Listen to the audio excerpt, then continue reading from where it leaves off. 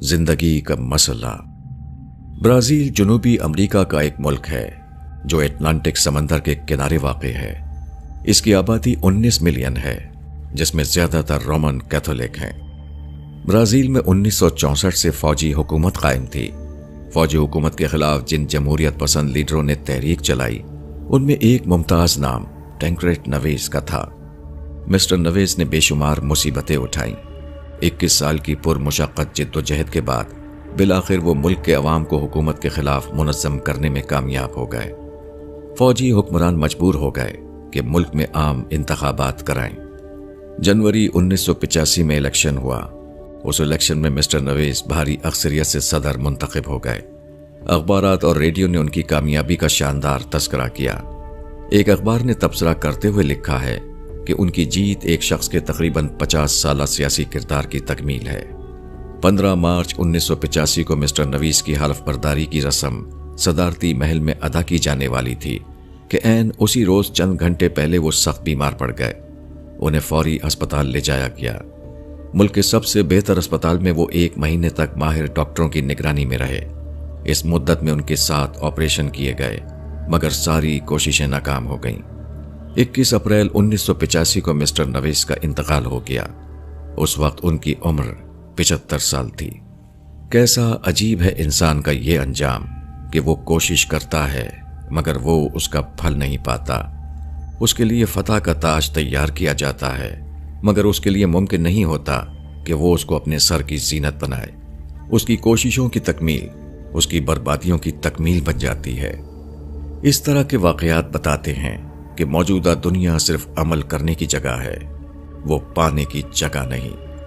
पाने की जगह कोई और है जो इसके मावरा है।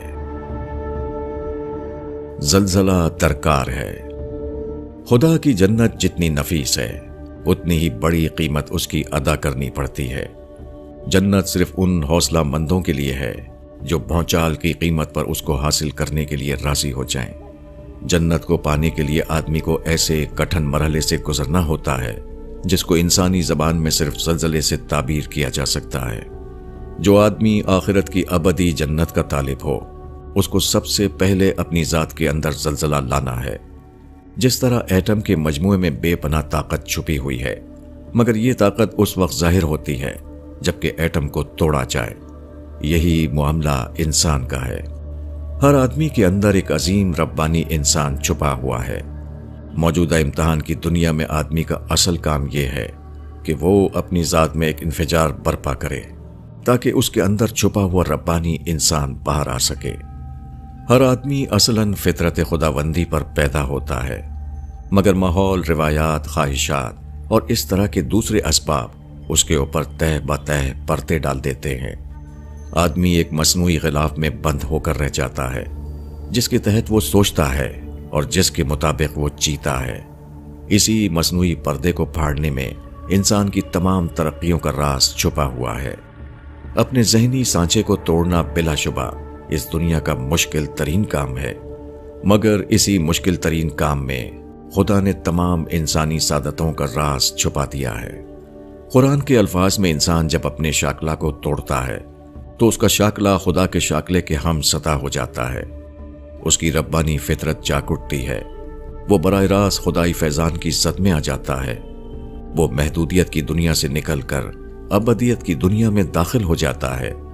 उसकी सोच खुदाई सोच बन जाती है। उसका इखलाक खुदाई इखलाक के हम रंग हो जाता है। बीज के अंदर एक शाताब दरख्त छुपा हुआ है, मगर यह दरख्त उसी वक्त ज़हूर में आता है जबकि बीज टूटे और अपने आप को फना करने के लिए तैयार हो। इसी तरह हर आदमी के अंदर एक रब्बानी इंसान छुपा हुआ है जो जन्नत की हसीन दुनिया का बासी बन सके, मगर इस छुपे हुए इंसान का वक़ू में आना उसी वक्त मुमकिन होता है जबकि इंसान अपने अंदर एक ज़लज़ला पैदा करने के लिए तैयार हो। वो मसलहतें, वो महबूबात जिनको बचाने के लिए आदमी अपना सब कुछ लगा देता है, उन्हीं मसलहतों और महबूबात का टूटना जन्नत के दरवाजे का खुलना है, मगर अक्सर लोग इसको नहीं जानते। खुदा की याफ्त। कुरान में इरशाद हुआ है कि इन लोगों ने अल्लाह की कदर ना की जैसा कि उसकी कदर करने का हक है। حالانکہ قیامت کے دن پوری زمین اس کی مٹھی میں ہوگی اور آسمان اس کے دائیں ہاتھ میں لپٹے ہوئے ہوں گے۔ وہ پاک اور برتر ہے اس شرک سے جو لوگ کرتے ہیں۔ الزمر آیت 67۔ اس سلسلے میں ایک حدیث مختلف روایات میں مختلف الفاظ کے ساتھ آئی ہے۔ امام احمد نے حضرت عبداللہ بن عمر سے روایت کیا ہے کہ رسول اللہ صلی اللہ علیہ وسلم نے ایک روز ممبر پر سورہ زمر کی مذکورہ آیت پڑھی اور رسول اللہ صلی اللہ علیہ وسلم اپنے ہاتھ کو حرکت دے رہے تھے اور آگے پیچھے ہو رہے تھے۔ اللہ اپنی بزرگی بیان کرے گا اور کہے گا کہ میں جبار ہوں، میں متکبر ہوں، میں بادشاہ ہوں، میں عزیز و کریم ہوں، کہاں ہے زمین کے بادشاہ؟ یہ کہتے ہوئے رسول اللہ صلی اللہ علیہ وسلم پر لرزہ طاری ہو گیا، حتیٰ کہ ہم نے کہا کہ آپ ممبر کے ساتھ گر پڑیں گے۔ جب ایک آدمی خدا کا حقیقی ادراک کرتا ہے تو اس کا حال وہی ہو جاتا ہے جو اوپر کی مثال میں خدا کے رسول کا نظر آنا ہے۔ رسول اللہ صلی اللہ علیہ وسلم خدا کو اس وقت حسی طور پر نہیں دیکھ رہے تھے بلکہ تصوراتی طور پر دیکھ رہے تھے، مگر خدا کی عظمت کو بیان کرتے ہوئے آپ کا جسم ہل گیا۔ دیکھنے والوں کو ایسا محسوس ہوا کہ آپ زمین پر گر پڑیں گے۔ اسی کا نام خدا کی معرفت ہے۔ خدا کی معرفت اس مالک کائنات کی معرفت ہے جو سب سے بڑا ہے، جو سب سے طاقتور ہے۔ ایسے خدا کو پانا محض سادہ پانا نہیں ہوتا، وہ آدمی کی پوری شخصیت کو ہلا دیتا ہے، وہ آدمی کے اندر بھونچال کی کیفیت پیدا کر دیتا ہے۔ خدا کی معرفت خدا کو دیکھے بغیر دیکھ لینا ہے۔ یہ اس وقت خدا کے سامنے ڈھہ پڑنا ہے جبکہ خدا ابھی زمین و آسمان کا پردہ پھاڑ کر عیاناً انسان کے سامنے نہیں آیا ہے۔ معرفت۔ ہندوستان کے مشہور سائنسدان ڈاکٹر سی وی رمن سے کسی نے کہا کہ سائنسدانوں نے جو چیزیں دریافت کی ہیں ان میں ان کا اپنا کوئی خاص کارنامہ نہیں، یہ دریافتیں زیادہ تر اتفاقات کے نتیجے میں حاصل ہوئیں۔ ڈاکٹر رمن نے جواب دیا، ہاں، مگر ایسا اتفاق صرف سائنسدان کو پیش آتا ہے۔ دریافت دراصل ذہنی تذکیر کی قیمت ہے۔ جب آدمی کسی خاص موضوع پر اپنے ذہن کو پوری طرح لگا دیتا ہے تو اس موضوع کے بارے میں اس کو خاص بصیرت حاصل ہو جاتی ہے۔ سوتے جاگتے ہر وقت اس کا ذہن اسی کے اندر مشغول رہتا ہے، اس موضوع کی دنیا سے اس کا بے حد قریبی فکری رابطہ قائم ہو جاتا ہے۔ سائنسی دریافتیں اکثر اسی قسم کے تذکیری فکر کا نتیجہ ہوتی ہیں۔ جب ایک آدمی کسی چیز سے اتنا زیادہ اپنے آپ کو متعلق کر لیتا ہے تو اس چیز کے بارے میں اس کو خاص پہچان حاصل ہو جاتی ہے۔ ذرا سا اشارہ دیکھتے ہی وہ اس کی پوری بات کو پکڑ لیتا ہے۔ دریافت اکثر حالات میں جز سے کل تک پہنچنے کا دوسرا نام ہوتی ہے، اور اس قسم کا پہنچنا ہمیشہ اسی کے لیے ممکن ہوتا ہے جو پہلے سے اس موضوع میں لگا ہوا ہو اور اس کی بابت پوری آگہی رکھتا ہو۔ یہ بات جو سائنسی معرفت کے لیے صحیح ہے، یہی دینی معرفت کے لیے بھی درست ہے۔ خدا بھی آدمی کے لیے ایک دریافت ہے، مگر یہ دریافت صرف اس شخص کے حصے میں آتی ہے جس نے اپنے آپ کو خدا میں شامل کر رکھا ہو۔ جب آدمی اپنا ذہن خدا میں لگائے ہوئے ہو، وہ خدا کی نظر سے دیکھتا ہو اور خدا کے کان سے سنتا ہو، وہ دوسری تمام باتوں سے اپنی توجہ ہٹا کر خدا کی طرف مائل ہو گیا ہو۔ جب کوئی شخص اس قسم کی زندگی گزارے تو اس کو بار بار وہ اتفاقات پیش آتے ہیں جن کو معرفت کہا جاتا ہے۔ دنیا کی چیزوں کا مشاہدہ، انسانی تاریخ کا مطالعہ، اپنے حالات پر غور و فکر، ہر چیز میں اس کا ذہن بار بار حقیقت اعلیٰ کی طرف منتقل ہوتا ہے۔ وہ بار بار ربانی تجلیات کو پاتا رہتا ہے۔ خدا کی معرفت خدا میں جینے کی نقد قیمت ہے۔ یہ قیمت اسی کو ملے گی جو خدا میں جی رہا ہو۔ جو کسی اور چیز میں جیے وہ خدا کی معرفت کا رزق کبھی نہیں پا سکتا۔ توحید اور شرک۔ آدمی کو موجودہ دنیا میں زندہ رہنے کے لیے ایک سہارا درکار ہے۔ ہر آدمی کسی نہ کسی بڑائی میں جیتا ہے۔ مومن وہ ہے جو خدا کی بڑائی میں جیے، اور غیر مومن وہ ہے جو خدا کے سوا دوسری بڑائیوں میں جیتا ہو۔ قدیم زمانے کا مشرک انسان چاند اور سورج کی بڑائی میں جیتا تھا۔ موجودہ زمانے کا مادہ پرست انسان مادی قوتوں کی بڑائی میں جی رہا ہے۔ کچھ لوگ دولت کو بڑا بنا کر اس کو اپنی تلاش کا جواب بنائے ہوئے ہیں، کچھ لوگ انسانی اکابر کی بڑائی میں گم رہتے ہیں اور اس طرح اپنے اس فطری جذبے کی تسکین حاصل کرتے ہیں۔ یہ تمام کی تمام شرک کی صورتیں ہیں۔ یہ ایک حقیقی تلاش کا مصنوعی جواب ہے۔ مومن وہ ہے جو فطرت کی تلاش کے سچے جواب کو پالے، جو ظاہری چیزوں میں نہ اٹکے بلکہ ظاہری اور نمائشی چیزوں سے گزر کر آخری حقیقت تک پہنچ جائے۔ مومن انسان جب ان چیزوں کو دیکھتا ہے تو وہ ان کی ظاہری چمک سے فریب نہیں کھاتا۔ یہ تمام چیزیں اس کو صرف مخلوق نظر آتی ہیں، وہ اس کو اسی مقام عجز پر دکھائی دیتی ہیں جہاں وہ خود کھڑا ہوا ہو۔ مومن ان چیزوں میں سے کسی چیز پر نہیں ٹھہرتا، اس کا سفر جاری رہتا ہے یہاں تک کہ وہ خدا تک پہنچ جاتا ہے۔ وہ مخلوقات سے گزر کر خالق کو پا لیتا ہے۔ مومن وہ ہے جو اپنی تمام چیزوں کو خدا کا عطیہ سمجھے، جو اپنے عجز کی تلافی خدا سے کرے، جس کو زمین کے حسن میں خدا کا حسن دکھائی دے، جس کو کائنات کی عظمت میں خدا کی عظمت نظر آ جائے، جو تمام بڑائیوں کو خدا کی بڑائی کا عکس سمجھتا ہو، جو خدا کے جلووں میں اس طرح گم ہو جائے کہ اس کی حمد خوانی اس کا لذیذ ترین مشغلہ بن جائے۔ ایمان کا مطلب دراصل حاضر میں غائب کو دیکھنا ہے۔ جو کچھ سامنے ہے اس میں اس چھپی ہوئی چیز کو دیکھ لینا ہے جو سامنے نہیں ہے۔ جس کو یہ نظر حاصل ہو جائے اس کو اپنے چاروں طرف صرف خدا کی بڑائی دکھائی دیتی ہے۔ وہ صرف خدا کو اپنا سب کچھ بنا لیتا ہے۔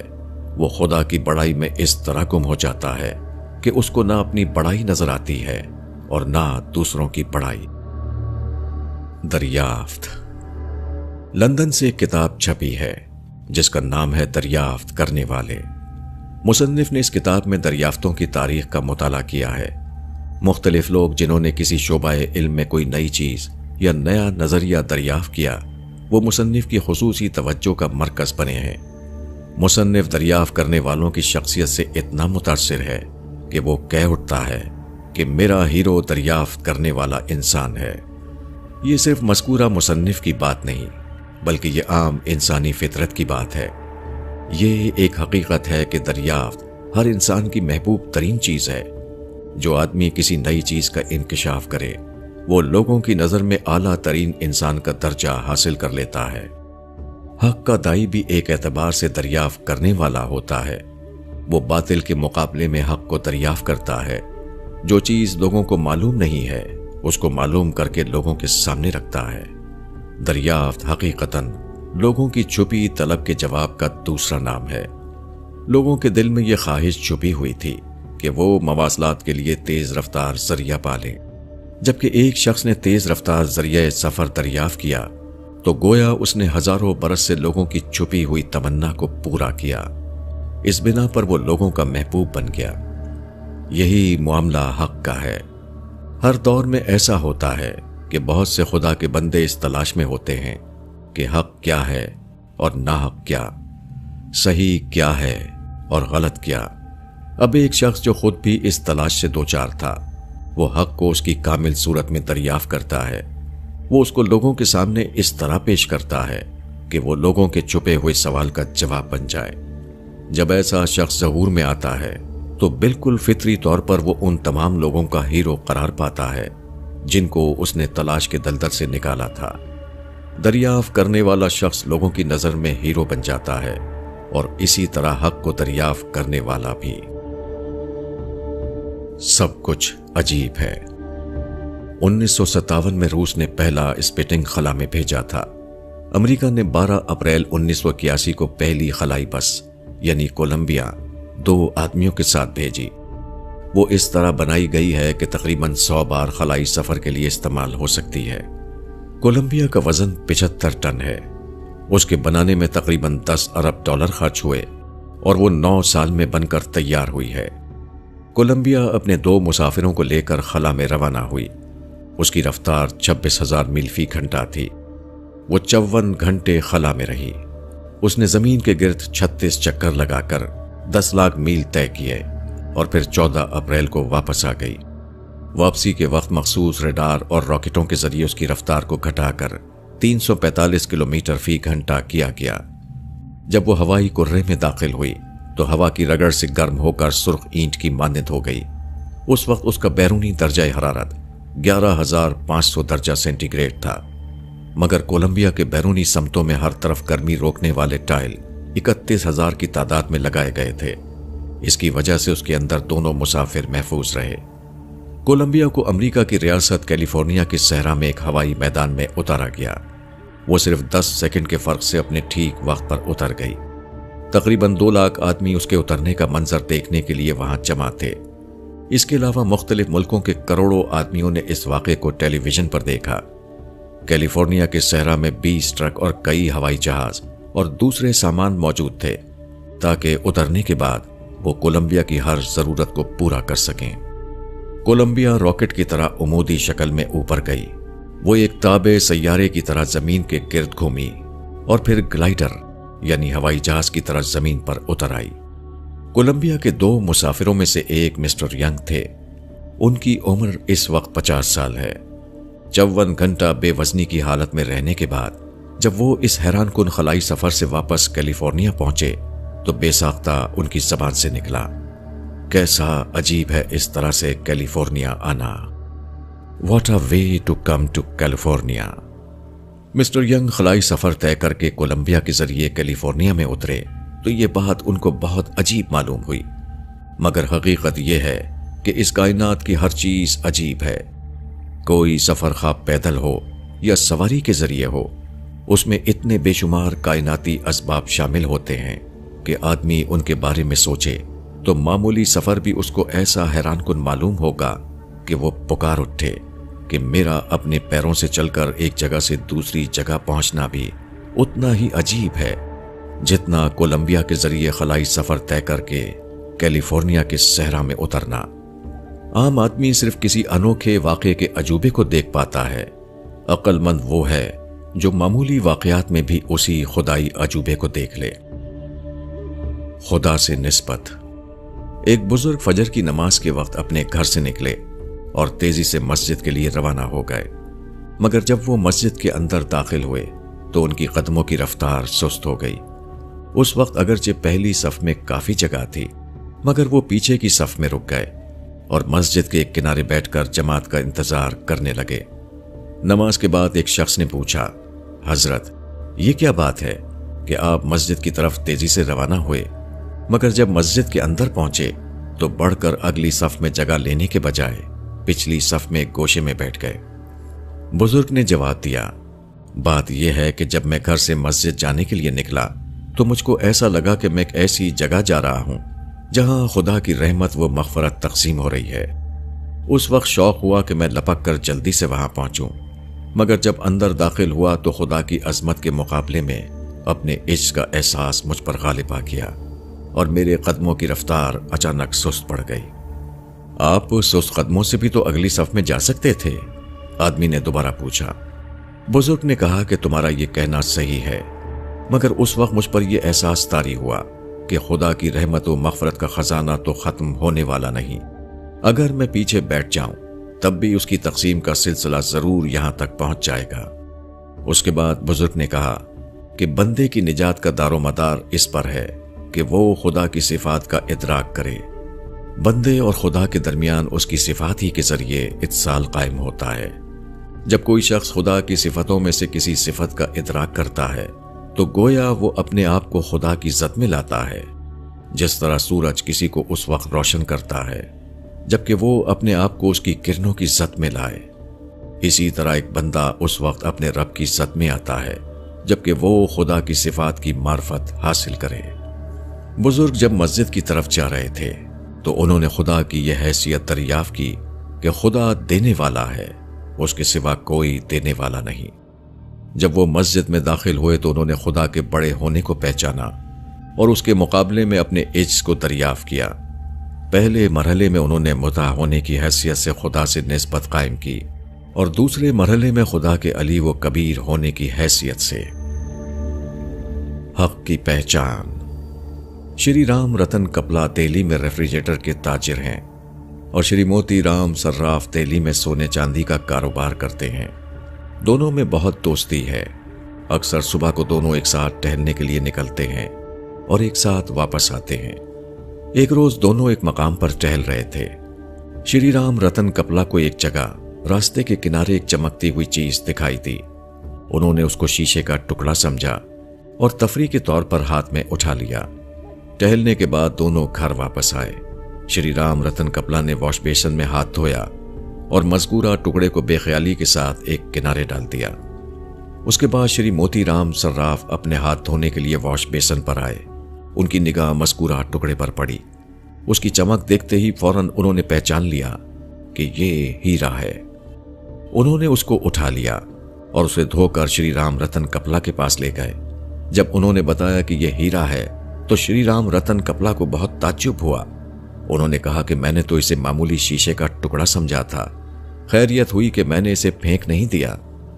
شری رام رتن کپلا ہیرے سے بے خبر نہ تھے۔ ان کے گھر میں ہیرے کا نیکلس موجود تھا جس کو وہ نہایت احتیاط کے ساتھ اپنی مخصوص الماری میں رکھے ہوئے تھے، مگر راستے میں پڑے ہوئے ہیرے کو وہ پہچان نہ سکے۔ شری موتی رام صراف بھی ہیرے سے واقف تھے اور شری رام رتن کپلا بھی۔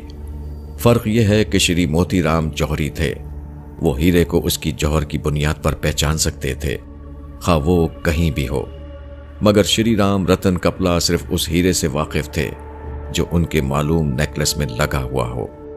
معلوم نیکلس کے باہر کسی ہیرے کے ٹکڑے کو پہچاننا انہیں نہیں آتا تھا۔ وہ شخص جوہری نہیں جو ہیرے کو صرف اس وقت پہچانے جبکہ وہ اس کے اپنے ہار میں لگا ہوا ہو۔ جوہری وہ ہے جو ہیرے کو اپنے ہار میں بھی پہچانے اور دوسرے کے ہار میں بھی۔ اسی طرح حق شناس وہ ہے جو حق کو ہر حال میں پہچان لے، خواہ وہ اس کے اپنے حلقے کے اندر ہو یا اس کے اپنے حلقے کے باہر۔ پانے والا۔ قرآن میں جو کردار بیان ہوئے ہیں ان میں سے ایک قارون ہے۔ وہ ایک اسرائیلی تھا اور موسیٰ علیہ السلام کا ہم اثر تھا۔ مصر کے قبطی حکمرانوں کا ساتھ دے کر اس نے بے حساب دولت اپنے پاس جمع کر لی تھی۔ ایک روز وہ اپنی پوری شان کے ساتھ لوگوں کے سامنے نکلا۔ اسرائیلیوں میں سے کچھ لوگ اس کو دیکھ کر مرعوب ہو گئے۔ انہوں نے کہا، قارون بھی کیسا خوش قسمت ہے، کاش ہم کو بھی وہ چیز حاصل ہوتی جو اس کو ملی ہوئی ہے۔ اسرائیلیوں میں کچھ ایسے لوگ بھی تھے جو سچائی کو پائے ہوئے تھے۔ انہوں نے کہا، قارون کی دنیاوی شان و شوکت پر رشک نہ کرو، ان چیزوں کی کوئی حقیقت نہیں۔ اصل خوش قسمتی تو یہ ہے کہ آدمی کو آخرت کی کامیابی حاصل ہو، اور آخرت کی کامیابی کا کوئی تعلق دنیا کی چمک دمک سے نہیں ہے۔ وہ تو صرف انہی کو ملے گی جو سچے مومن ہوں اور وہ کام کریں جو اللہ کو پسند ہے۔ اسرائیلی علماء کا یہ جواب نقل کرنے کے بعد قرآن میں ارشاد ہوا ہے، اور یہ بات انہی کو دی جاتی ہے جو صبر کرنے والے ہیں۔ القصص آیت 80۔ یعنی حقیقت کا یہ مقام کہ آدمی دنیا کی شان و شوکت سے اوپر اٹھ کر حقیقت کو دیکھ سکے، بڑے طب کا مقام ہے۔ یہ انہی لوگوں کے حصے میں آتا ہے جو دنیا کی زینتوں کی طرف دوڑنے سے اپنے آپ کو بچائیں، جو اپنی سوچ اور اپنی دلچسپیوں کو نمائشی چیزوں میں نہ الجھائیں، جو وقتی ہنگاموں میں کھونے کے بجائے ابدی کائنات میں مصروف رہتے ہوں، جو دنیا سے گزر کر آخرت میں جینے لگے ہوں۔ یہ بڑے طب کا کام ہے۔ اس میں اپنے آپ کو جانتے بوجھتے ذبح کر دینا پڑتا ہے، مگر اعلیٰ سچائی کو پانے کا دوسرا کوئی راستہ نہیں۔ رجھانے والی دنیا میں رہ کر جو اپنے آپ کو ریچھنے سے بچا سکے، اسی پر بالا تر حقیقتوں کا راز کھلتا ہے۔ جو سامنے کی چمک دمک میں کھو گیا، وہ کبھی آگے کی اعلیٰ ترین چیزوں سے آشنا نہیں ہو سکتا۔ دنیاوی ہوشیاری دکھانا بلا شبہ دنیا میں آدمی کو عزت اور ترقی عطا کرتا ہے، مگر یہ بھی ایک واقعہ ہے کہ دنیاوی ہوشیاری ہی وہ چیز ہے جو آدمی کو آخرت کی ہوشیاری سے محروم کر دیتی ہے۔ آخرت کی عقل اسی کے حصے میں آتی ہے جو دنیا کی محرومیوں کو جھیلنے کے لیے تیار ہو، جو دنیاوی مصلحتوں کو حق کی خاطر قربان کر سکے، جو ظاہری عزتوں پر گمنامی کی زندگی کو ترجیح دے سکے، جو عوامی مقبولیت کو عوامی نامقبولیت کے بدلے میں دے سکے، جو ملتے ہوئے مفادات کی قیمت دے کر ذاتی نقصان کو خرید سکے، جو نفس کی تسکین کو چھوڑ کر نفس کو دبانے کے راستے پر چلنے کے لیے تیار ہو۔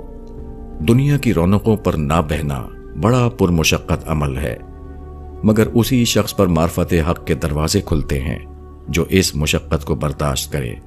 دنیا کی محرومی پر قانع ہونا بڑے صبر کا کام ہے، مگر جو دنیا کی محرومیوں پر صبر کرتا ہے وہی وہ شخص ہے جس کو اس لیے چنا جاتا ہے کہ حکمت کے موتیوں سے اس کے دامن کو بھر دیا جائے۔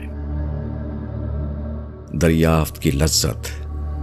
سورج ہماری زمین سے 12 لاکھ گنا بڑا اور اس سے 9.5 کروڑ میل دور ہے، پھر بھی سورج کی روشنی اور حرارت بے پناہ مقدار میں ہم تک پہنچ رہی ہے۔ یہ سورج کائنات کا نسبتاً ایک چھوٹا ستارہ ہے جو قریب ہونے کی وجہ سے ہم کو بڑا دکھائی دیتا ہے۔ اکثر ستارے سورج سے بہت زیادہ بڑے ہیں اور اس سے بہت زیادہ روشن بھی۔ روشنی اور حرارت کی یہ عظیم دنیائیں جن کو ستارہ کہا جاتا ہے بے شمار تعداد میں خلا میں پھیلی ہوئی ہیں۔ کھربا کھرب سال سے دہکنے کے باوجود ان کا حرارتی بھنڈار ختم نہیں ہوتا۔ ستاروں میں یہ بے پناہ قوت کیسے پیدا ہوتی ہے؟ ہنس بیٹن نے فلکیاتی طبیعت کے میدان میں لمبی تحقیق کے بعد بتایا کہ اس کا راز کاربن سائیکل ہے۔ اسی تحقیق پر 1967 میں موصوف کو طبیعیات کا نوبل انعام دیا گیا۔ ڈاکٹر بیتھن نے جس دن کاربن سائیکل کی یہ سائنسی دریافت کی وہ ان کے لیے جوش و مسرت کا ایک ناقابل بیان لمحہ تھا۔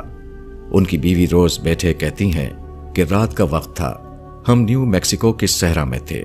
صحرائی ماحول میں آسمان کے ستارے عجیب شان کے ساتھ چمک رہے تھے۔ روز بیٹے نے اوپر نگاہ کی اور حیران ہو کر پوچھا، آکاش کے ستارے کتنے زیادہ چمک رہے ہیں؟ ڈاکٹر بیٹے نے جواب دیا، کیا تم کو خبر ہے کہ اس وقت تم اس واحد انسان کے عین قریب کھڑی ہو جو یہ جانتا ہے کہ یہ ستارے آخر چمکتے کیوں ہیں؟ ہنس بیٹے کی دریافت اصل حقیقت کا بے حد جزئی پہلو تھا۔ اس نے ستاروں میں کاربن سائیکل کا عمل دریافت کیا، مگر سوال یہ ہے کہ خود کاربن سائیکل کا عمل ستاروں میں کیوں ہے؟ اس عظیم تر راز کو مومن خدا کی صورت میں دریافت کرتا ہے۔ ایمان باللہ ایک دریافت یعنی ڈسکوری ہے جو تمام دریافتوں سے زیادہ بڑی ہے۔ مگر کیسی عجیب بات ہے کہ سائنسدان کو معمولی دریافت ہوتی ہے تو وہ فوراً جذبات سے بے قابو ہو جاتا ہے، مگر ایمان والے سب سے بڑی چیز خدا کو دریافت کرتے ہیں اور ان کے اندر کوئی جذباتی ابال پیدا نہیں ہوتا۔ شاید خدا پر ایمان کے دعوے داروں نے بھی ابھی تک خدا کو دریافت نہیں کیا۔ سچائی کو پانے والا۔ معنی کی دنیا خدا کے جلووں کی دنیا ہے۔ کون ہے جو خدا کے جلووں کو انسانی زبان میں بیان کر سکے؟ حقیقت یہ ہے کہ جہاں الفاظ ختم ہو جاتے ہیں وہاں سے معنی کا آغاز ہوتا ہے۔ جب ہم کسی معنی کو بیان کرتے ہیں تو ہم اس کو بیان نہیں کرتے بلکہ اس کو کچھ گھٹا دیتے ہیں، اس کے اوپر ایک قسم کا لفظی پردہ ڈال دیتے ہیں۔ کسی بامعنی حقیقت کو کوئی آدمی صرف اس کے الفاظ سے سمجھ نہیں سکتا۔ ایک اندھا شخص کسی کے بتانے سے یہ نہیں جان سکتا کہ پھول کیا ہے، خواہ اس نے پھول کے تعارف کے لیے انسانی زبان کے تمام الفاظ جمع کر دیے ہوں۔ اسی طرح ایک شخص جس نے مانوی حقیقتوں کو دیکھنے کی صلاحیت اپنے اندر نہ جگائی ہو، وہ مانوی حقیقتوں سے باخبر نہیں ہو سکتا، خواہ ڈکشنری کے تمام الفاظ اس کے سامنے دہرا دیے جائیں، خواہ قاموس المعانی کے تمام جلدوں کو اسے پڑھا دیا جائے۔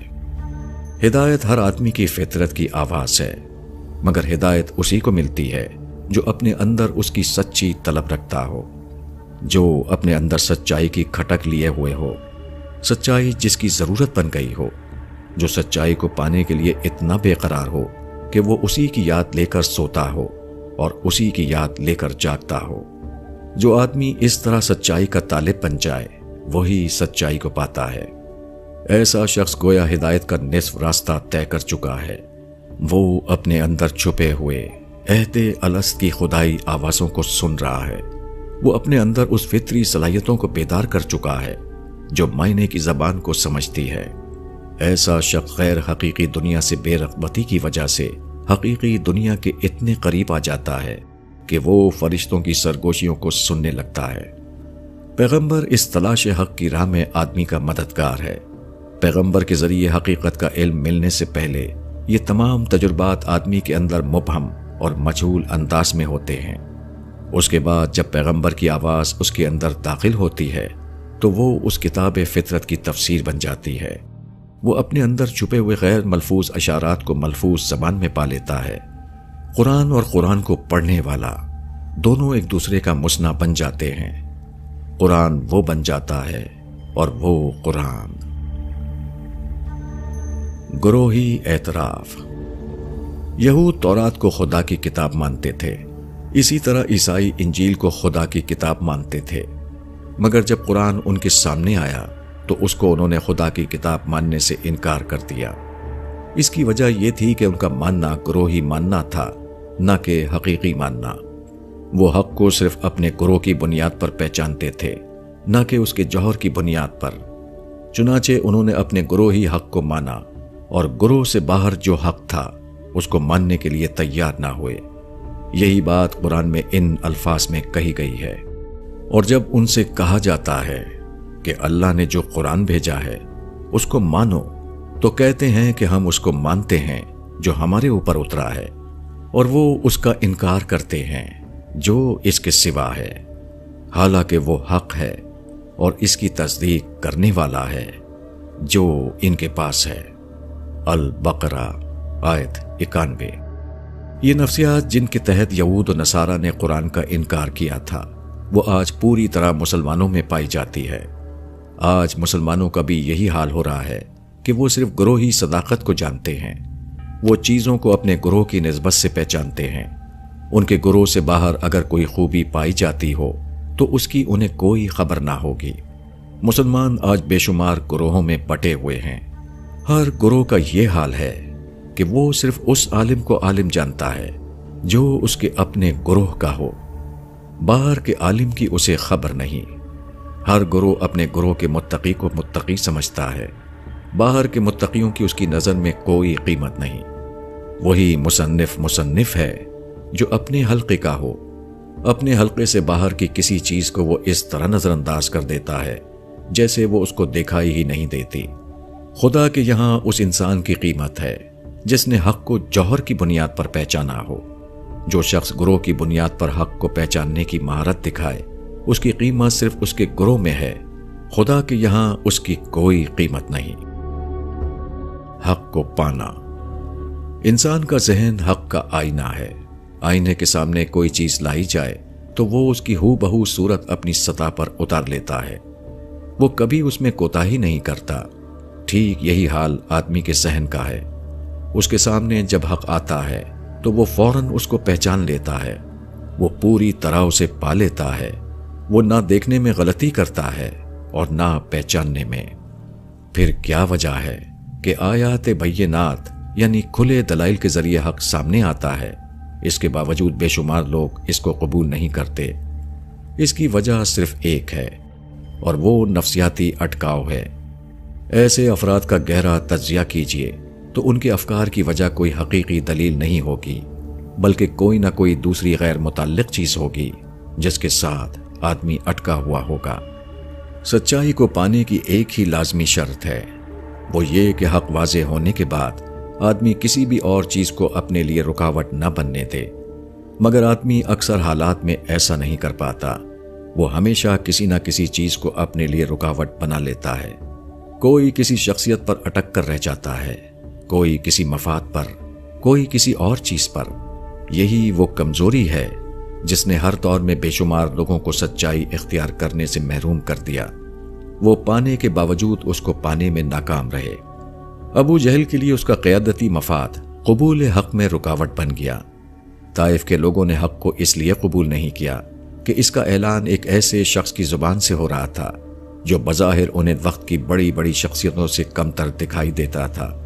یہود نے آپ کا انکار اس لیے کیا کہ آپ کو پیغمبر ماننے سے ان کا احساس برتری ٹوٹتا تھا۔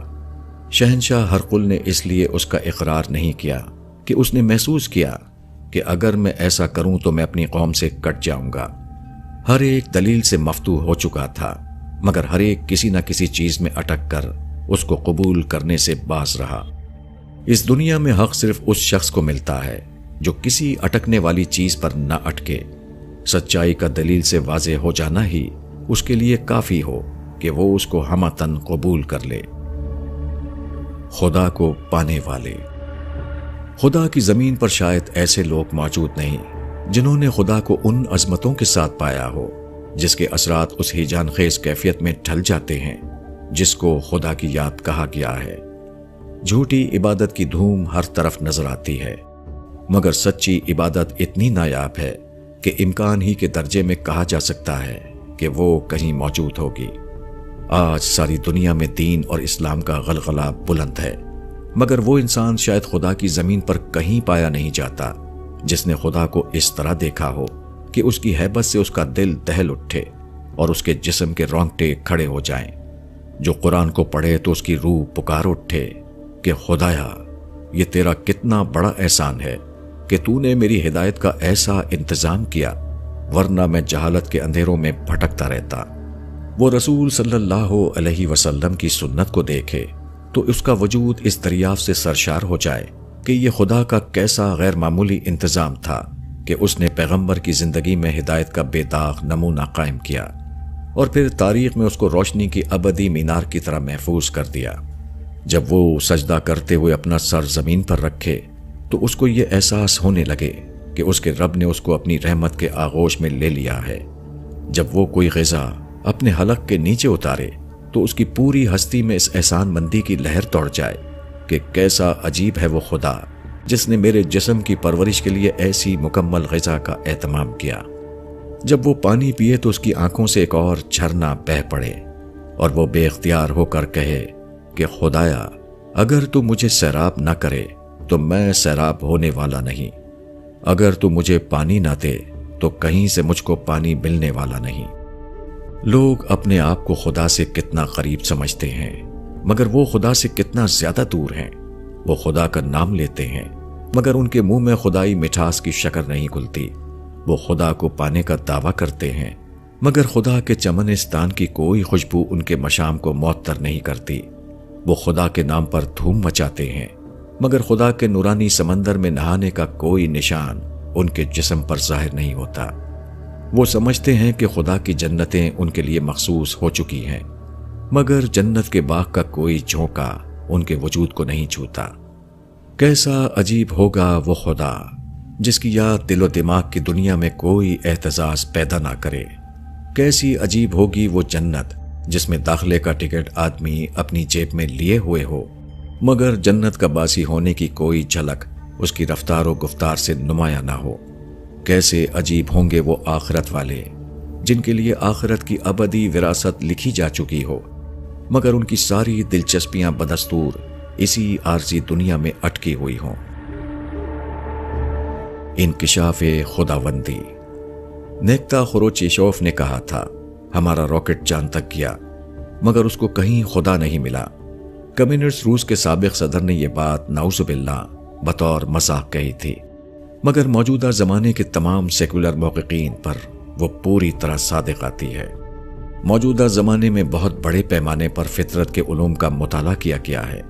زمین سے لے کر آسمان تک کی مختلف چیزوں کی تحقیق میں بے شمار لوگوں نے اپنی عمریں صرف کر دیں، مگر ان لوگوں کی کتابیں پڑھیے تو ایسا معلوم ہوتا ہے کہ کائنات میں کہیں ان کی خدا سے ملاقات نہیں ہوئی۔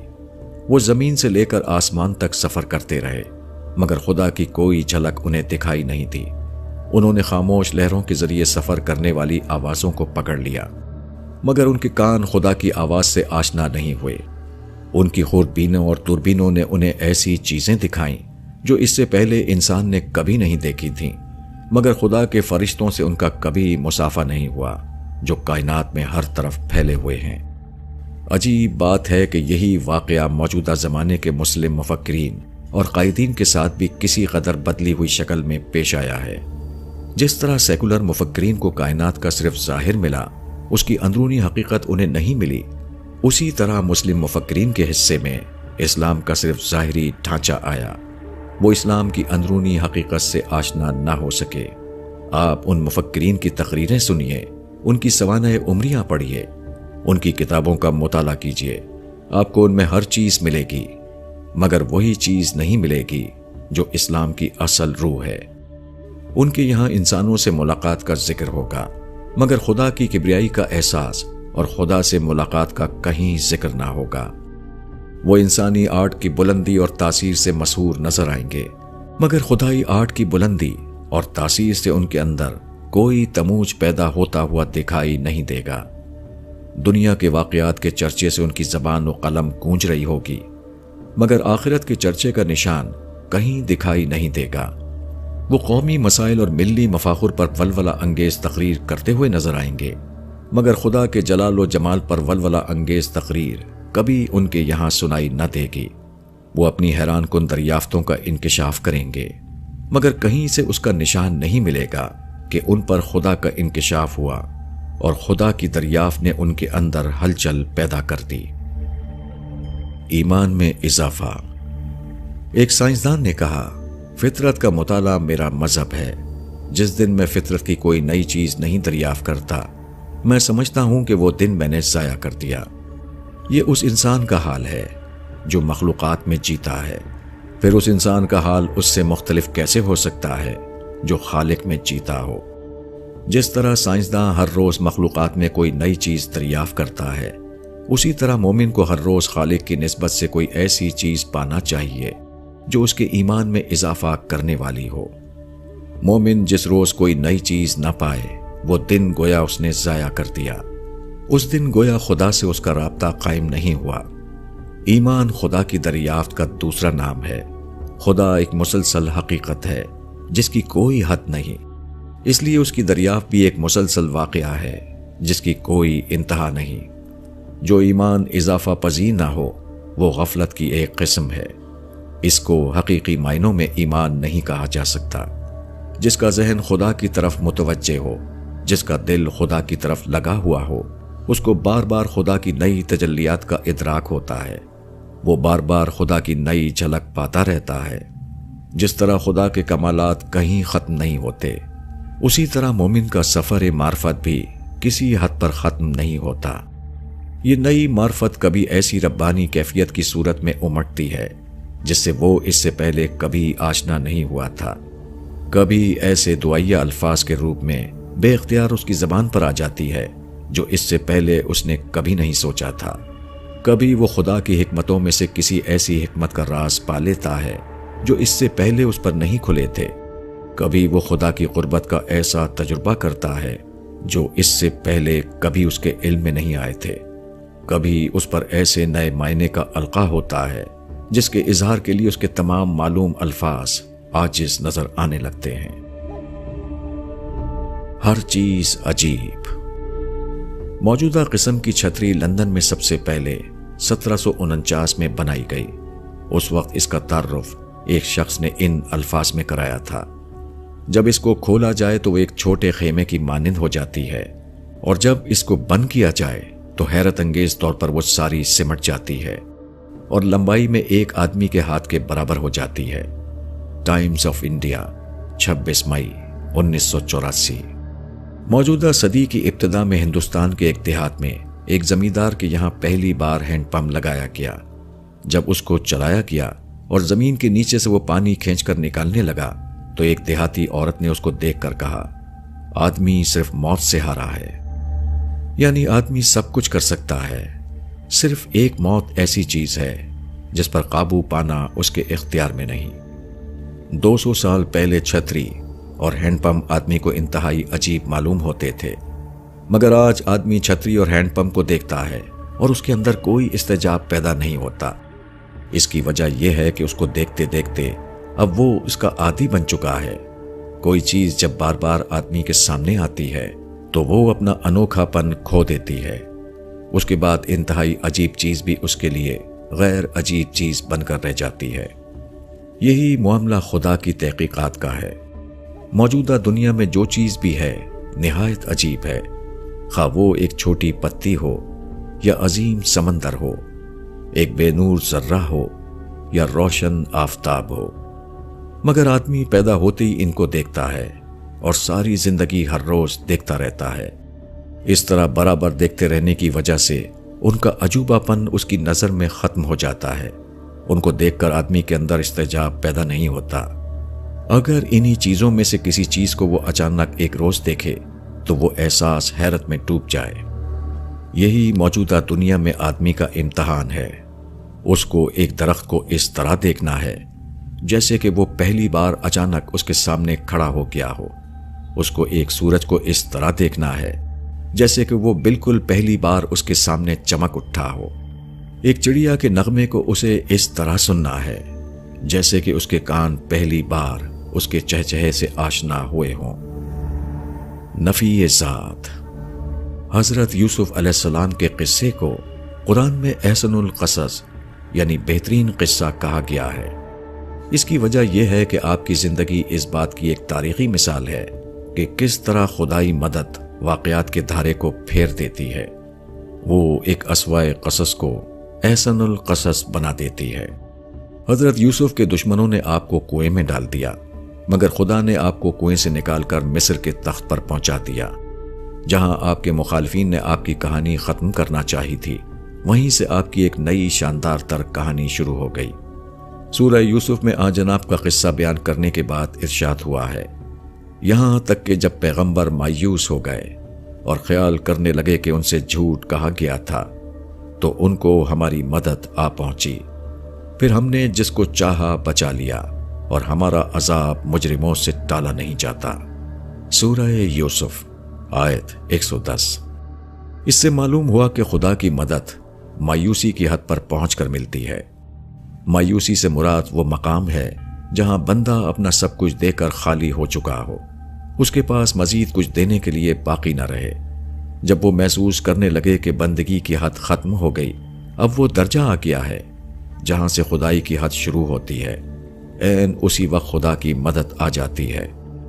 ناکامی کی انتہا کامیابی کا آغاز بن جاتا ہے۔ بیج کا ختم ہونا ایک درخت کو وجود دیتا ہے۔ یہی معاملہ خدا اور بندے کا بھی ہے۔ آدمی خدا کی مدد کا مستحق اس وقت بنتا ہے جبکہ وہ اپنے آپ کو خدا کے لیے مٹا دے۔ جہاں اعتماد خویش ختم ہو جائے، وہاں سے اعتماد علی اللہ کا آغاز ہوتا ہے۔ خدا بلا شبہ سب سے بڑی طاقت ہے، مگر خدا کو پانا ہمیشہ اپنی نفی کی قیمت پر ہوتا ہے۔ آدمی اپنی نفی نہیں کر پاتا، اس لیے وہ خدا کو پانے والا بھی نہیں بنتا۔ خدا ہر چیز کا بدل ہے۔ خدا کو پانا سب کچھ کو پا لینا ہے، مگر انسان کی یہ نادانی بھی عجیب ہے کہ وہ بے کچھ کے لیے سب کچھ کھو دیتا ہے۔ وہ اپنے آپ کو بچانے کی کوشش میں خدا سے محروم ہو جاتا ہے۔ اللہ کا ذکر۔ ذکر کے معنی یاد کے ہیں۔ اللہ کے ذکر کا مطلب ہے اللہ کی یاد۔ یہ یاد کوئی مصنوعی چیز نہیں، وہ اللہ کی معرفت کا لازمی اور قدرتی نتیجہ ہے۔ جب کوئی آدمی اللہ کو اس کی عظمتوں اور قدرتوں کے ساتھ پاتا ہے تو اس کے اندر ایک روحانی ہلچل پیدا ہو جاتی ہے۔ اس کے بعد اس کا یہ حال ہو جاتا ہے کہ اس کو ہر وقت اللہ کی یاد آتی رہتی ہے۔ یہ یاد کبھی دل کے اندر تڑپ بن کر ظاہر ہوتی ہے اور کبھی زبان سے حمد اور شکر اور خشیت کے الفاظ کی صورت میں بے ساختہ نکل پڑتی ہے۔ اسی کیفیت کو اللہ کی یاد کہا جاتا ہے۔ کبھی ایسا ہوتا ہے کہ آدمی اتھا خلا میں ستاروں اور کہکشاؤں کی حرکت پر غور کرتا ہے۔ وہ پکار اٹھتا ہے کہ وہ خدا بھی کیسا عظیم خدا ہوگا جو اتنے بڑے کارخانے کو اتنی صحت کے ساتھ متحرک کیے ہوئے ہے۔ کبھی وہ درختوں اور پہاڑوں اور دریاؤں کے پرکشش مناظر کو دیکھتا ہے اور ان کے حسن اور معنویت کا ادراک کر کے حیران رہ جاتا ہے۔ آدمی کو اس کے گرد و پیش کی چیزیں بار بار اللہ کی طرف متوجہ کرتی ہیں، اس کے اندر اللہ کی یاد کو جگاتی رہتی ہیں۔ اسی طرح کبھی ایسا ہوتا ہے کہ آدمی اپنی حالت پر غور کرتا ہے تو اس کو اپنی غلطیوں اور کوتاہیوں کا احساس ہوتا ہے۔ وہ بے تابانہ اپنے رب سے معافی مانگنے لگتا ہے۔ وہ خدا سے کہتا ہے کہ وہ اس کو آخرت کے عذاب سے بچائے اور اس دن اپنی رحمتوں کے سائے میں داخل کرے، جبکہ خدا کی رحمت کے سوا کوئی دوسرا سایہ نہ ہوگا جہاں آدمی پناہ لے سکے۔ کبھی آدمی اپنے عجز اور بے چارگی کو دریافت کرتا ہے اور بے اختیار پکار اٹھتا ہے کہ خدایا تو قادر مطلق ہے، تو اپنی قدرت سے میرے عجز کی تلافی فرما دے۔ انسان کے دل میں انہی ربانی احساسات کا پیدا ہونا اور ان احساسات کا الفاظ کی صورت میں ڈھل جانا، اسی کا نام ذکر ہے۔ ذکر اللہ کی یاد ہے، سب سے بڑی حقیقت کی یاد۔ جو چیز سب سے بڑی حقیقت کی یاد ہو، اس کا تجربہ بھی سب سے بڑا تجربہ ہوتا ہے۔ इस तजुर्बे का किसी के दिल पर गुजरना इतना बड़ा वाकया है जिसको लफ्जों में बयान करना मुमकिन नहीं। खोने वाला पाता है। अगर आप बंबई में हैं और कलकत्ता जाना चाहते हैं तो पहले आपको बंबई छोड़ना होगा, उसके बाद ही आप कलकत्ते में मौजूद हो सकते हैं। जो आदमी खुदा का तालिब हो वो भी गोया एक किस्म का मुसाफिर है। अगर वो अपनी मंजिल पर पहुंचना चाहता है तो इसकी एक ही लाजमी शर्त है, ये कि वो अपनी साबिका जगह को छोड़ने पर राजी हो जाए। उसके बाद ही वो अपनी मतलूब खुदाई मंजिल पर पहुंचने की खुशी हासिल कर सकता है। दुनिया का निज़ाम इस तरह बना है कि यहाँ लेने के लिए देना पड़ता है, यहाँ खोने में पाने का राज छुपा हुआ है। अगर आप एक नफा बख्श तिजारत के मालिक बनना चाहते हैं तो पहले अपना असासा उसमें खपाना पड़ेगा। अगर आप अपने खेत में हरी भरी फसल देखकर अपनी आंखें ठंडी करना चाहते हैं तो पहले अपने बीज के ज़ख़ीरे को मिट्टी में मिला देना होगा। अगर आप मंसूबाबंदी के तहत दूररस अमल करना चाहते हैं तो अपने फौरी जज्बात को कुचल देने पर अपने आप को राज़ी करना पड़ेगा। अगर आप दौलतमंद बनना चाहते हैं तो ज़रूरी होगा कि आप अपने आप को फजूल खर्ची से बाज रखें। जो ज़र्रा न फटे वो कभी एटमी ताकत नहीं बनता। जो दाना अपने आप को फना ना करे वो दरख्त की सूरत इख्तियार नहीं करता। जो फर्द अपने ज़ाती मफाद को कुर्बान ना करे वो इज्तिमाई मफाद को कायम करने का क्रेडिट नहीं पाता। यही मामला खुदा का भी है। कोई शख्स खुदा वाला उस वक्त बनता है जबकि वो खुदा की खातिर अपने आप को हज़फ कर दे। जो शख्स अपने वजूद को हज़फ करने के लिए तैयार ना हो वो कभी खुदा वाला नहीं बनता। खुदा को पाने के लिए अपने आप को खोना पड़ता है। यही एक लफ्ज़ में खुदा को पाने का राज है। जो शख्स अपने आप को भी पाना चाहे और खुदा को भी, वो सिर्फ अपने आप को पाएगा। ऐसा आदमी कभी खुदा को पाने वाला नहीं बन सकता। फैसले के दिन। इंडियन एक्सप्रेस बंगलौर की अशात मोरखान 9 सितंबर 1983 की एक खबर का उन्वान है, चमकदार चीज सोना नहीं। खबर में बताया गया कि मिस सिबिल डी सिल्वा जो बेंगलोर में आर्टिलरी रोड पर रहती हैं, वो अपने घर पर थीं। तकरीबन 45 साल की एक औरत उनके पास आई।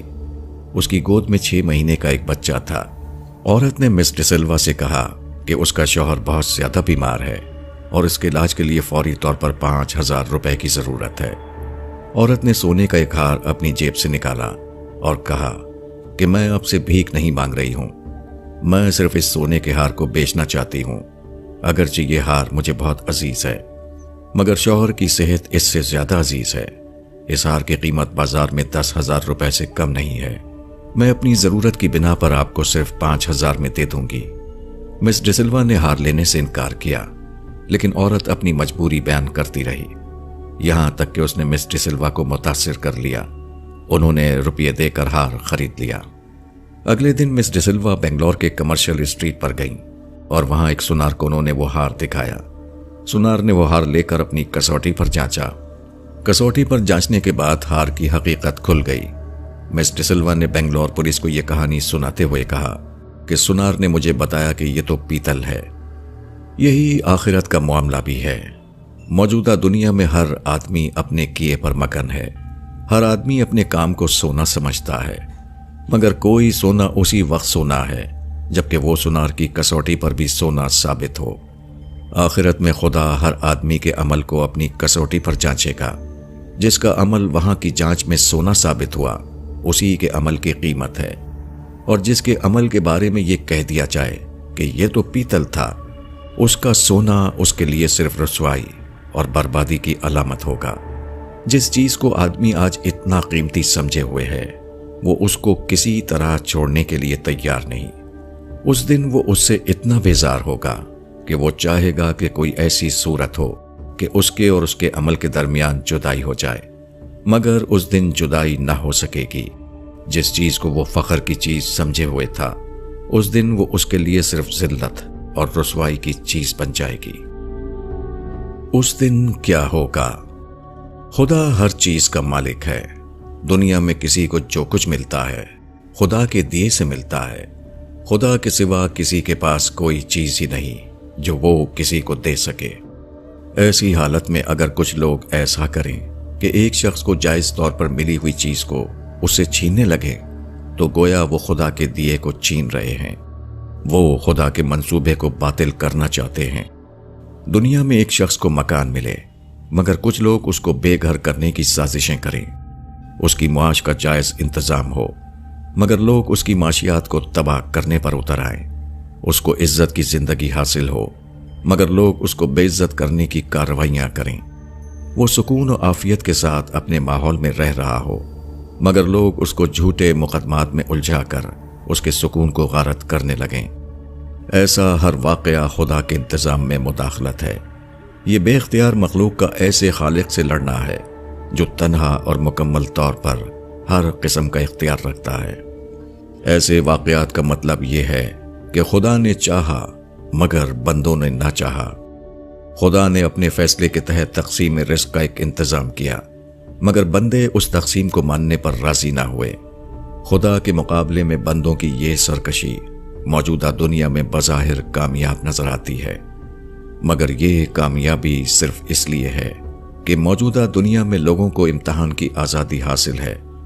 جیسے ہی امتحان کی مدت ختم ہوگی، آدمی اپنے آپ کو اتنا بے زور پائے گا کہ اس کے پاس الفاظ بھی نہ ہوں گے کہ وہ کسی کے خلاف بولے، اس کے پاس دل بھی نہ ہوگا کہ کسی کو مل یا میٹ کرنے کا منصوبہ بنائے۔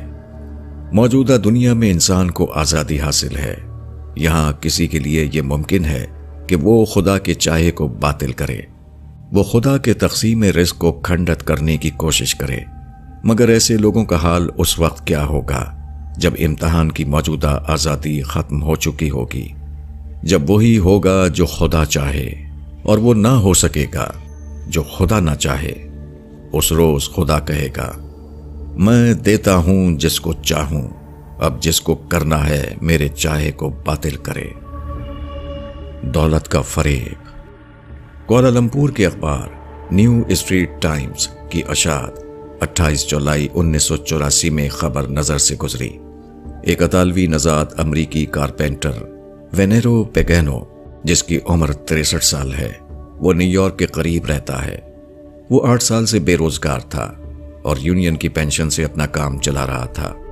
اس کے پاس اتنی رقم بھی نہ تھی کہ اپنے مکان سے متصل زمین پر حسب منشا ٹماٹر کی کاشت کر سکے۔ مذکورہ کارپینٹر نے لاٹری کا ایک ٹکٹ خریدا۔ 27 جولائی 1984 کو اچانک اسے معلوم ہوا کہ اس کو اول انعام ملا ہے۔ یہ انعام $20 ملین تھا۔ یہ اب تک کے لاٹری انعاموں میں دنیا بھر میں سب سے بڑا انعام ہے۔ انعام کی خبر سب سے پہلے ٹیلی ویژن پر آئی۔ اس کے فوراً بعد اس کے لیے پریس کانفرنس کی گئی۔ اس نے اخبار نویسوں کو بتایا کہ خبر کو سن کر میں ششدر رہ گیا۔ میں بار بار اپنے نمبر کو اعلان شدہ نمبر سے ملا کر چیک کرتا رہا اور ابھی تک مجھے یقین نہیں ہے کہ یہ انعام مجھ کو ملا ہے۔ خبر سن کر وہ بھاگ کر اندر کمرے میں گیا اور اپنی بیوی کو جگا کر کہا کہ میرا خیال ہے کہ ہم لوگ کروڑ پتی ہو گئے ہیں۔ اس نے اخبار نویسیوں سے کہا کہ مجھ کو جو ضرورت تھی وہ میں نے پا لیا۔ میں نے اپنا مکان پا لیا، میں نے اپنے ٹماٹر پا لیے۔ دنیا میں آدمی کے پاس دولت ہو تو اس کا ہر کام پورا ہو جاتا ہے، اس لیے آدمی سمجھتا ہے کہ دولت سب کچھ ہے۔ دولت مل جائے تو آدمی سمجھتا ہے کہ اس نے سب کچھ پا لیا، حالانکہ سب کچھ پانا یہ ہے کہ آدمی آخرت میں خدا کی رحمتوں کو پالے۔ موت سے پہلے کی زندگی میں آدمی جن مسائل سے دوچار ہے، ان سے بالکل مختلف وہ مسائل ہوں گے جن سے آدمی موت کے بعد زندگی میں دوچار ہوگا۔ آج دولت کی اہمیت ہے، اس وقت ایمان اور عمل صالح کی اہمیت ہوگی۔ آج چیزیں بازار سے حاصل ہوتی ہیں، اس وقت تمام چیزیں خدا کی رحمت کے خزانے سے ملیں گی۔ آج مادی قوانین کے تحت آدمی کو جو مقام ملتا ہے، اس وقت اخلاقی قوانین یہ فیصلہ کریں گے کہ آدمی کو کیا ملے اور کیا نہ ملے۔ گھاٹے والا۔ قرآن میں ارشاد ہوا ہے، کہو کیا میں بتاؤں کہ اعمال کے اعتبار سے سب سے زیادہ گھاٹے میں کون لوگ ہیں؟ وہ لوگ جن کی کوششیں دنیا کی زندگی میں کھوئی گئیں اور وہ اسی خیال میں رہے کہ وہ اچھا کام کر رہے ہیں۔ یہ وہ لوگ ہیں جنہوں نے اپنے رب کی نشانیوں کا اور اس سے ملاقات کا انکار کیا، بس ان کے اعمال ضائع ہو گئے۔ ہم قیامت کے دن ان کے اعمال کا کچھ وزن قائم نہ کریں گے۔ الکہف۔ تمام محرومیوں میں سب سے زیادہ عجیب محرومی وہ ہے جبکہ آدمی کمائی کرے مگر اس کو اس کا حاصل نہ ملے، وہ مہینہ بھر محنت کرے مگر وہ کوئی تنخواہ نہ پائے، وہ تجارت میں اپنی ساری پونجی لگائے مگر اسے کچھ نفع حاصل نہ ہو، وہ ارمانوں کے ساتھ اپنا گھر بنائے مگر اس میں اس کو چین کے ساتھ رہنا نصیب نہ ہو۔ اگر کسی آدمی کے ساتھ ایسا حادثہ گزرے تو وہ بالکل بجھ کر رہ جاتا ہے، اس کے اعضاء شل ہو جاتے ہیں۔ اپنی محنت کے آخری نتیجے کو اپنی آنکھوں کے سامنے برباد ہوتے دیکھنا اتنا بڑا حادثہ ہے جس کو کوئی بھی شخص برداشت نہیں کر سکتا۔ یہ دنیا میں اعمال کی بربادی کا حال ہے، پھر آخرت میں جب آدمی اپنے اعمال کو ابدی طور پر برباد ہوتے ہوئے دیکھے گا تو اس کا کیا حال ہوگا؟ جب وہ دیکھے گا کہ عمر بھر کی محنت سے بنایا ہوا اس کا ڈھانچہ اچانک ٹھہ پڑا، اس کی خوش گمانیوں کا قلعہ ایک ہی جھٹکے میں ہمیشہ کے لیے مسمار ہو گیا۔ جب وہ دیکھے گا کہ دنیا میں محنت کے ساتھ حاصل کی ہوئی کمائی آخرت میں اپنا کوئی وجود نہیں رکھتی، دنیا میں کھڑا کیا جانے والا عظمتوں کا گنبد آخرت میں گرا ہوا پڑا ہے، دنیا میں جمع کی ہوئی نیک نامی آخرت میں بالکل بے قیمت ہو چکی ہے۔ جس آدمی نے اپنی دوڑ دھوپ کو صرف دنیا میں لگایا ہو اس کا آخرت میں یہی حال ہوگا کہ وہاں وہ بالکل مفلس بن کر کھڑا ہوگا، وہاں اس کی حیثیت صرف ایک لٹے پٹے انسان کی ہوگی۔ یہ منظر آدمی کے لیے ناقابل برداشت حد تک سخت ہوگا۔ کامیابیوں پر فخر کرنے والے ناکامی کے گڑھے میں گرے ہوئے ہوں گے، ترقیات پر ناز کرنے والے ایسے بدحال دکھائی دیں گے جیسے انہوں نے کبھی ترقی کا نام بھی نہیں سنا تھا۔ انسان کا المیہ۔ ڈاکٹر اتم پرکاش ہندوستان کے ایک نامور سرجن تھے۔ وہ All India Institute of Medical Sciences میں شعبہ سرجری کے ہیڈ تھے۔ ڈاکٹر پرکاش کو پدم بھوشن کا انعام ملا تھا۔ سرجری کی عالمی کانفرنس 17 فروری کو دہلی میں ہونے والی تھی، جس کی صدارت کی کرسی ان کا انتظار کر رہی تھی، مگر 14 فروری کو ان پر دل کا دورہ پڑا اور ہسپتال پہنچتے پہنچتے ان کا انتقال ہو گیا۔ اس وقت ان کی عمر صرف 54 سال تھی۔ سرجری پر ہونے والی ورلڈ کانفرنس کی کامیابی ان کے ذاتی وقار کو بہت زیادہ بڑھا دیتی، اس بنا پر وہ اس کے معاملات میں غیر معمولی دلچسپی لے رہے تھے۔ انہوں نے راشٹرپتی سنجیو ریڈی کو آمادہ کر لیا تھا کہ وہ کانگریس کا افتتاح کریں، مگر جب سارے انتظامات مکمل ہو چکے تو راشٹرپتی بھون سیکریٹریٹ سے بتایا گیا کہ راشٹرپتی ان کے اجلاس میں صرف اس وقت شرکت کر سکیں گے جبکہ مرکزی وزیر صحت بھی وہاں موجود ہوں۔ پروٹوکول یعنی آداب شاہی کے مطابق ایسا ہونا ضروری ہے۔ اس سے پہلے ڈاکٹر پرکاش کے منصوبے میں وزیر صحت کو بلانا شامل نہ تھا، مگر اب ضروری ہو گیا کہ وزیر صحت کو بھی شرکت اجلاس کی دعوت دی جائے۔ ڈاکٹر پرکاش نے وزیر صحت کے دفتر کا طواف شروع کیا، مگر اب یہاں دوسری رکاوٹ حائل تھی۔ وزیر صحت اجلاس میں شرکت پر راضی نہ ہو سکے۔ ایک ایسے اجلاس میں شرکت کرنا ان کی عزت نفس کے خلاف تھا جس کے اولین پروگرام میں ان کو شامل نہ کیا گیا ہو۔ یہ صدمات ڈاکٹر اتم پرکاش کے لیے اتنے سخت ثابت ہوئے کہ اجلاس کے 3 دن پہلے ان پر دل کا سخت دورہ پڑا اور اسی میں ان کا انتقال ہو گیا۔ کوئی شخص اپنے وقت سے پہلے نہیں مرتا، مگر ایک اخباری مبصر ہندوستان ٹائمز 16 فروری 1982 کے یہ الفاظ بالکل درست ہیں کہ موت کے طویل سفر پر روانہ ہونے سے پہلے وہ دہلی کے سب سے زیادہ پریشان آدمی تھے۔ آج آدمی وقار کے کھونے کو بھی برداشت نہیں کر پاتا، پھر آنے والی دنیا میں آدمی کا کیا حال ہوگا جب اس کو بھوک اور پیاس لگے گی مگر وہاں کھانا نہ ہوگا جس کو وہ کھائے اور پانی نہ ہوگا جس سے وہ اپنی پیاس بجھائے۔ وہ تیز دھوپ میں چل رہا ہوگا مگر اس کے لیے کوئی سایہ نہ ہوگا جس کے نیچے وہ پناہ لے۔ عذاب اس کو چاروں طرف سے گھیرے ہوئے ہوگا مگر وہاں کوئی مددگار نہ ہوگا جو اس کی مدد کو پہنچے۔ وہ انسان جو کنکری کی چوٹ کو برداشت نہیں کر پاتا حالانکہ اس کے اوپر مصیبتوں کا پہاڑ ٹوٹ کر گرنے والا ہے۔ موت کا حملہ۔ سکندر اعظم یونانی بادشاہ فلپ کا لڑکا تھا۔ اس نے تخت ملنے کے بعد 10 سال کی مدت میں اس زمانے کی معلوم دنیا کا بیشتر حصہ فتح کر ڈالا مصر کا شہر اسکندریہ اس کے فتح مصر کی یادگار کے طور پر اب بھی موجود ہے، مگر بالآخر اس کا انجام کیا ہوا؟ وہ عراق کے قدیم شہر بابل کے ایک محل میں اسی طرح بے بسی کے ساتھ مر گیا جس طرح ایک غریب اور کمزور آدمی اپنی جھوپڑی میں مرتا ہے۔ اس نے اپنی زندگی میں جو چاہا وہ پایا اور پھر سب کچھ پا کر خالی ہاتھ اس دنیا سے چلا گیا۔ اس کی وسیع سلطنت اس کے مرنے کے بعد اس کے 3 فوجی سرداروں میں تقسیم ہو گئی، کیونکہ اس کا واحد بیٹا اس کی زندگی میں قتل کیا جا چکا تھا۔ سکندر کی عظمت کا یہ حال تھا کہ جولیس سیزر ایک بار اسپین میں سکندر کے مجسمے کے سامنے سے گزرا تو اس کو دیکھ کر وہ بے اختیار رونے لگا۔ اس نے کہا کہ سکندر نے جو فاتحانہ کارنامے 10 برس کی مدت میں انجام دیے، اس کا 10واں حصہ بھی میں اب تک انجام نہ دے سکا۔ سکندر مخالفت کو بالکل برداشت نہیں کرتا تھا۔ اس کا نظریہ تھا کہ مخالفت شروع ہوتے ہی اس کو فوراً کچل دینا چاہیے۔ کہا جاتا ہے کہ سکندر کی غیر معمولی فتوحات کا باعث اس کی برق رفتاری تھی۔ اچانک پہنچ کر دشمن کو دبوچ لینے کی صلاحیت اس کے اندر دنیا کے تمام جنرلوں سے زیادہ تھی، مگر موت اس سے بھی زیادہ تیز رفتار ثابت ہوئی۔ 13 جون 323 قبل مسیح کو جب موت اس کے اوپر حملہ آور ہوئی تو اس کے لیے اس کے سوا کوئی چارہ نہ تھا کہ وہ اپنے آپ کو بالکل بے بسی کے ساتھ موت کے حوالے کر دے۔ موت اس لیے آتی ہے کہ وہ انسان کو بتائے کہ وہ خدا کے آگے کس قدر بے بس ہے۔ آدمی ہر روز اپنے چاروں طرف موت کے واقعات کو دیکھتا ہے، مگر وہ اس سے کوئی سبق نہیں لیتا۔ وہ زندگی کی اس سب سے بڑی حقیقت کو بھولا رہتا ہے، یہاں تک کہ موت آ کر اس سے خود اس مہلت کو چھین لیتی ہے کہ وہ سوچے اور اس سے سبق لے۔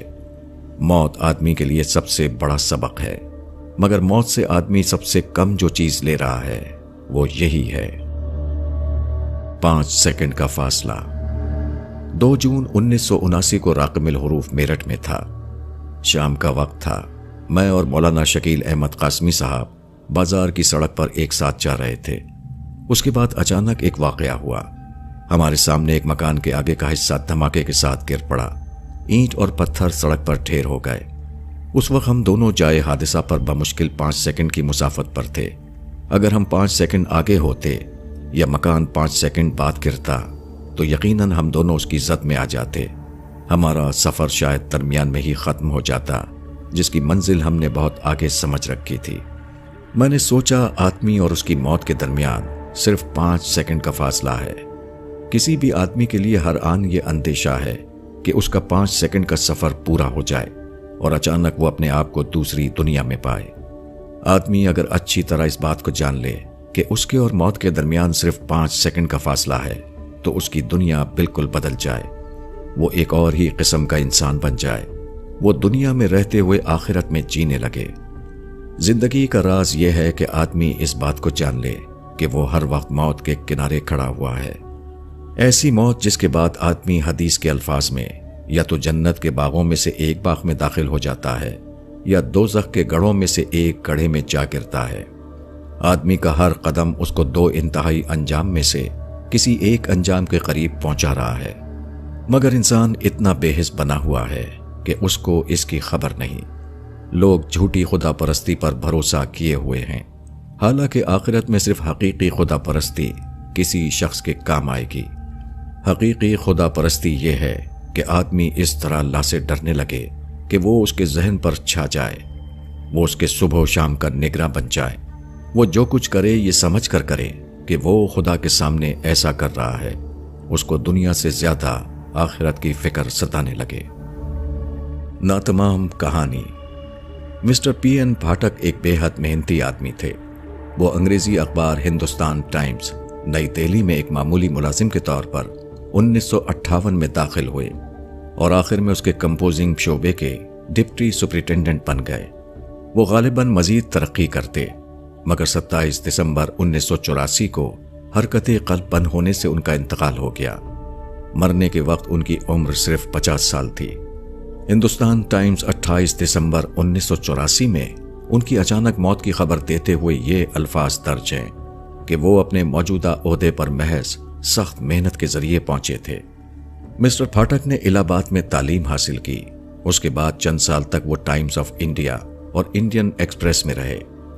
اس کے بعد 1958 میں وہ ہندوستان ٹائمز کے عملے میں داخل ہوئے۔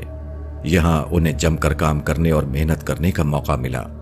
25 سال محنت کے بعد وہ اخبار میں ایک بڑے عہدے پر پہنچ گئے، مگر ابھی وہ اس عہدے پہ جمے بھی نہیں تھے کہ اچانک موت کا وقت آ گیا۔ یہ ایک مثال ہے جو بتاتی ہے کہ موجودہ دنیا میں انسان کیسے عجیب المیے سے دوچار ہے۔ انسان بے پناہ محنت کرتا ہے، وہ اپنی پوری طاقت خرچ کر کے ترقی کے اعلیٰ مقام پر پہنچتا ہے، مگر اپنی کوششوں کے آخری انجام سے فائدہ اٹھانے کا ابھی آغاز بھی نہیں ہوتا کہ اس کی موت آ جاتی ہے۔ زندگی کا یہ خاتمہ کتنا دردناک ہے، مگر کوئی شخص اس پر غور نہیں کرتا۔ ہر آدمی دوبارہ اسی دردناک کہانی کو لکھنا چاہتا ہے جس کو اس کے پیشروں نے لکھنا چاہا تھا، اور وہ اس کو لکھنے میں کامیاب نہ ہوا۔ تمام انسانوں کی کہانی نامکمل کہانی ہے، مگر کوئی نہیں جس کو یہ سوال بے چین کرے کہ اس کا راز کیا ہے اور وہ کون سا طریقہ ہے جس کو اختیار کر کے انسان کی کہانی مکمل کہانی بن سکے۔ ہر انسان اس دنیا میں ایک ناتمام کہانی ہے۔ ہر انسان اپنی منزل پر پہنچ کر اچانک بے منزل ہو جاتا ہے۔ زندگی کی یہ بے انجامی کیسی عجیب ہے، اور اس سے زیادہ عجیب یہ ہے کہ کسی کو اپنی بے انجامی کی فکر نہیں۔ موت کو یاد کرو۔ کچھوا 500 سال تک زندہ رہتا ہے، درخت 1000 سال تک زمین پر کھڑا رہتا ہے، پہاڑ اور دریا کروڑوں سال تک اپنی شان کو باقی رکھتے ہیں، مگر انسان کی عمر 50 سال یا 100 سال سے زیادہ نہیں۔ انسان جو بظاہر تمام مخلوقات میں سب سے زیادہ اشرف اور افضل ہے، وہ سب سے کم زندگی پاتا ہے۔ اس سے بھی زیادہ عجیب بات یہ ہے کہ یہ مختصر زندگی بھی ناکامیوں کی ایک مسلسل داستان کے سوا اور کچھ نہیں۔ آدمی کی زندگی غم اور دکھ سے اتنی زیادہ بھری ہوئی ہے کہ خوشی کے لمحات غفلت کی چند جھلکیوں سے زیادہ حقیقت نہیں رکھتے۔ بیماری، حادثہ، بڑھاپا، امیدوں کی مسلسل پامالی کا نام زندگی ہے، اور بالآخر اس قسم کے دردناک ایام گزارتے ہوئے ایک دن موت کے آگے شکست کھا جانا۔ ایک غریب کو یہ حسرت ہوتی ہے کہ اس کے پاس بڑا مکان نہیں، اس کے پاس ضروریات زندگی کے لیے کافی پیسہ نہیں، مگر دوسری طرف ان لوگوں کا حال بھی بہت زیادہ مختلف نہیں جن کو ایک غریب آدمی رشک کی نظر سے دیکھتا ہے۔ دولت مند آدمی کے لیے پیسہ ہونا اس سے زیادہ بڑے مسائل پیدا کرتا ہے جو غریب کو پیسہ نہ ہونے کی صورت میں نظر آتے ہیں۔ ایک مشہور آدمی جس کے گرد انسانوں کی بھیڑ لگی ہوئی ہو، اندر سے اس قدر بے چین ہوتا ہے کہ رات کو گولی کھائے بغیر اسے نیند نہیں آتی۔ غرض اس دنیا میں ہر آدمی دکھی ہے، کوئی ایک صورت میں اور کوئی دوسری صورت میں۔ بالفرض کوئی شخص ناموافق حالات سے بچ جائے اور اس خوش قسمتی کو حاصل کر لے جس کو سکھ اور چین کہتے ہیں، تب بھی کتنے دن تک؟ اگر کوئی شخص اتفاقی اسباب کے تحت خوشیوں کا خزانہ اپنے گرد جمع کر لے تو وہ بھی بس صبح سے شام تک کے لیے ہوگا۔ اس کے بعد اچانک موت کا بے رحم فرشتہ آئے گا اور اس کو اس طرح پکڑ لے گا کہ نہ اس کی دولت اس کو بچا سکے گی اور نہ اس کی فوج۔ ہوائی جہاز کے مسافر پر بھی موت اسی طرح قابو پا لیتی ہے جس طرح ایک پیدل چلنے والے آدمی پر۔ وہ عالی شان محلوں میں بھی اسی طرح فاتحانہ داخل ہو جاتی ہے جس طرح ایک ٹوٹے پھوٹے مکان میں۔ موت آدمی کی سب سے بڑی مجبوری ہے۔ موت آدمی کو یاد دلاتی ہے کہ وہ آج سے اوپر اٹھ کر سوچے، وہ کامیابی کو زندگی کے اس پار تلاش کرے۔ کامیاب وہ ہے جو موت سے یہ سبق لے لے۔ جو شخص یہ سبق لینے سے محروم رہے، اس کی خوشیوں کے چراغ بہت جلد بجھ جائیں گے۔ وہ اپنے آپ کو ایک ایسے بھیانک اندھیرے میں پائے گا جہاں وہ ابد الآباد تک ٹھوکریں کھاتا رہے اور کبھی اس سے نکل نہ سکے۔ جب موت ذہنی طلسم کو توڑ دے گی۔ ایران میں فروری 1979 میں شاہ مخالف عناصر غالب آ گئے۔ اس کے بعد خفیہ انقلابی عدالتیں قائم ہوئیں۔ سرسری سماعت کے بعد ان افسروں کو گولی مار کر ہلاک کیا جانے لگا جنہوں نے شاہ کے حکم کی تعمیل میں شاہ مخالف عناصر کو کچلنے کی کوشش کی تھی۔ اس سلسلے میں جو خبریں آ رہی ہیں ان میں بڑی عبرت کا سامان ہے۔ جنرل ربی شاہ خفیہ پولیس سادات میں اعلیٰ افسر تھے۔ 9 اپریل 1979 کو تہران میں ان کو گولی مار کر ہلاک کر دیا گیا۔ ایران کی نئی انقلابی حکومت میں ان پر مقدمہ چلایا گیا تھا۔ رائٹر کے مطابق انہوں نے اپنے بیان میں عدالت سے کہا، مجھے افسوس ہے کہ میں شاہ ایران کے احکام کی تعمیل کرتا رہا۔ میں اس کے بے حقیقت ہونے کو صرف اس وقت جان سکا جبکہ اس کو جاننے کا وقت نکل چکا تھا۔ یہی صورت زیادہ بڑے پیمانے پر موت کے وقت پیش آتی ہے۔ آدمی اپنی خواہشوں کے پیچھے دوڑتا رہتا ہے یہاں تک کہ موت کا وقت آ جاتا ہے۔ اس وقت اس کی آنکھ کھلتی ہے۔ اب اس کو معلوم ہوتا ہے کہ جن خوشنما خیالات اور خوبصورت الفاظ کے سہارے وہ جی رہا تھا ان کی کوئی حقیقت نہ تھی۔ موت کے جھٹکے کے بعد اچانک وہ ہوش میں آ جاتا ہے، مگر اب اس کا ہوش میں آنا بیکار ہوتا ہے کیونکہ یہ بدلہ پانے کا وقت ہوتا ہے نہ کہ عمل کرنے کا۔ اسی طرح روئٹر کے مطابق ایک اور ملزم جنرل خواجہ نوری نے عدالت کے سامنے صفائی پیش کرتے ہوئے کہا، خبروں پر بھاری سینسر قائم ہونے کی وجہ سے میں حقیقی صورتحال سے بالکل بے خبر رہا۔ آخرت کے اعتبار سے بھی انسان کا حال یہی ہے۔ آدمی اپنے خیالات میں اس طرح گم رہتا ہے کہ اس کو باہر کے حقائق دکھائی نہیں دیتے۔ وہ اپنی خواہشات کے خول میں بند رہتا ہے۔ وہ لفظی توجیحات وضع کرتا ہے اور ان کے سہارے جیتا رہتا ہے۔ وہ اپنے مطابق حق اور ناحق کا ایک خود ساختہ ڈھانچہ گھڑتا ہے اور اپنے آپ کو اس کے حسب حال پا کر خوش ہوتا رہتا ہے۔ وہ اپنی خوش خیالیوں اور دنیاوی کامیابیوں کے مطابق اپنے گرد ایک فرضی حالہ بنا لیتا ہے اور اس کے اندر اس طرح صبح و شام کرتا رہتا ہے جیسے وہ ابدی حصار میں آ گیا ہے۔ آدمی اسی طرح اپنی زندگی کے دن گزارتا رہتا ہے یہاں تک کہ موت آ کر اس کے ذہنی فریب کا پردہ پھاڑ دیتی ہے۔ اب اس کو معلوم ہوتا ہے کہ وہ جس فکری گھروندے میں جی رہا تھا وہ فرضی طلسمات کے سوا اور کچھ نہ تھا۔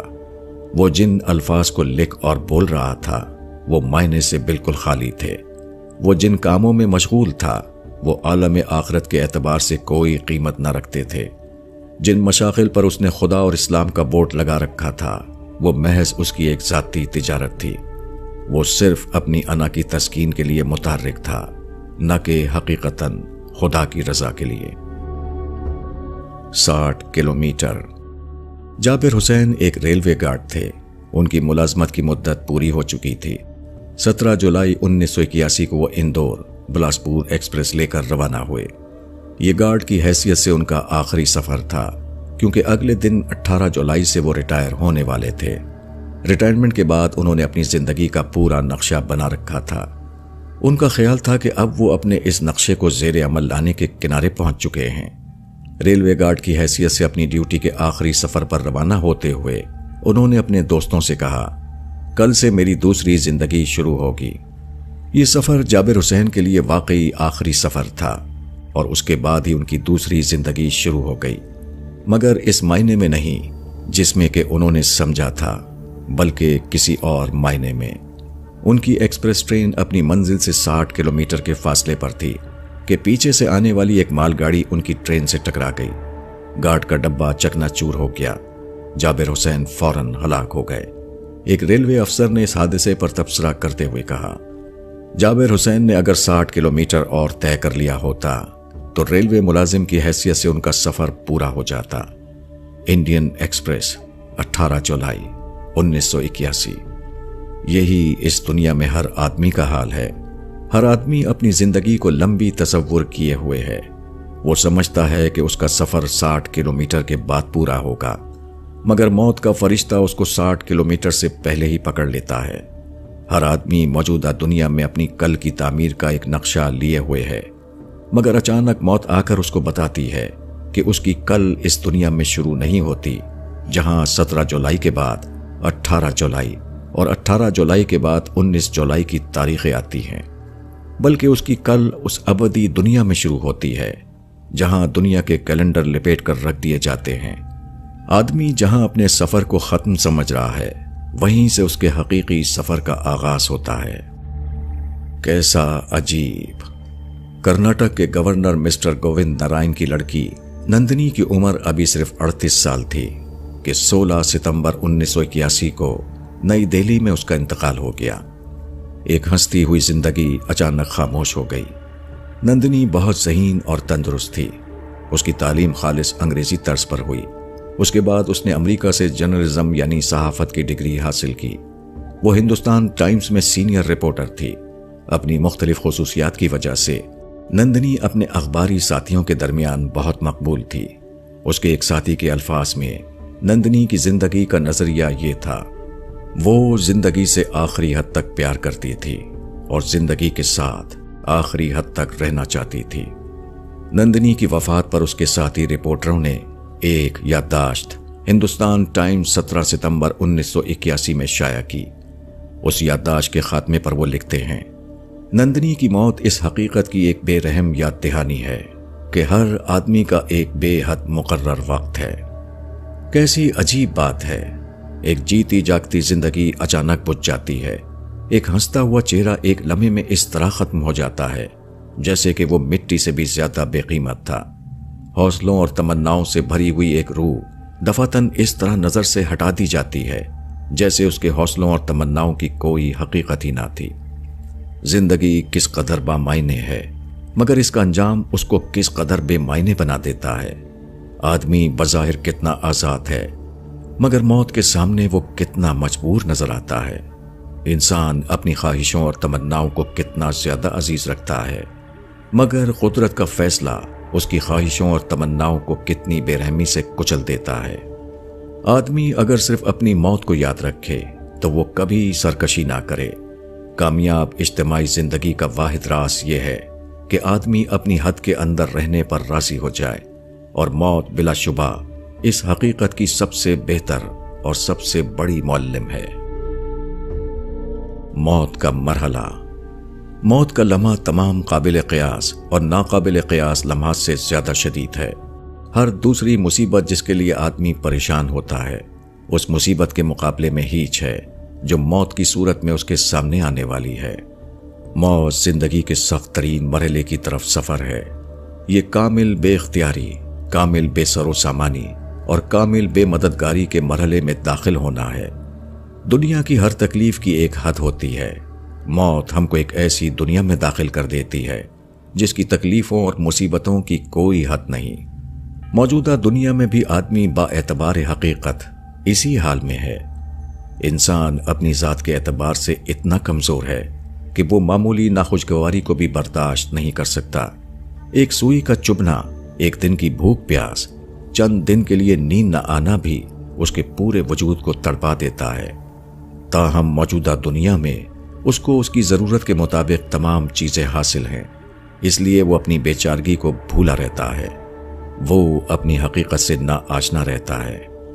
اگر آدمی سے موجودہ دنیا چھین لی جائے، جہاں پانی اور غذا ہے، جہاں ہوا اور روشنی ہے، جہاں فطرت کی قوتوں کو مسخر کر کے تمدن بنانے کے امکانات ہیں، اگر موجودہ دنیا آدمی سے چھین لی جائے تو خلا کے کسی دوسرے مقام پر وہ اپنے لیے اس قسم کی ایک اور دنیا کی تخلیق نہیں کر سکتا۔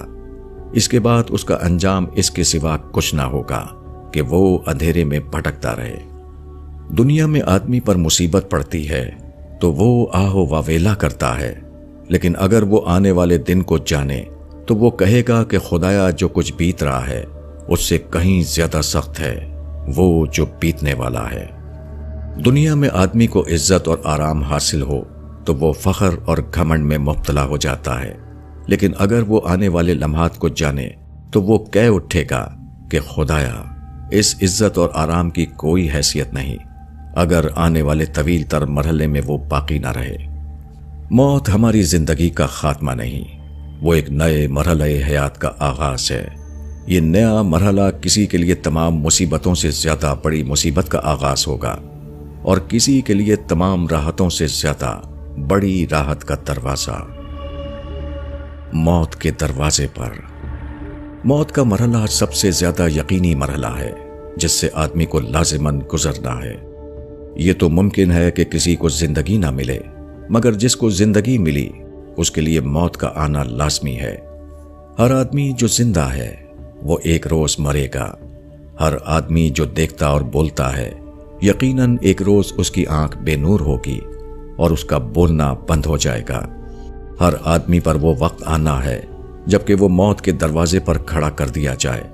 اس وقت اس کے پیچھے دنیا ہوگی اور اس کے آگے آخرت۔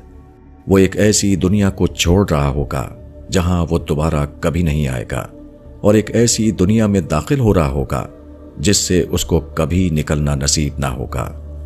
وہ اپنے عمل کے میدان سے ہٹا کر وہاں ڈال دیا جائے گا جہاں وہ اپنے عمل کا ابدی انجام بھگتتا رہے۔ زندگی ایک بے اعتبار چیز ہے، جبکہ موت بالکل یقینی ہے۔ ہم زندہ صرف اس لیے ہیں کہ ابھی ہم مرے نہیں ہیں، اور موت وہ چیز ہے جس کا کوئی وقت مقرر نہیں۔ ہم ہر لمحہ موت کی طرف بڑھ رہے ہیں۔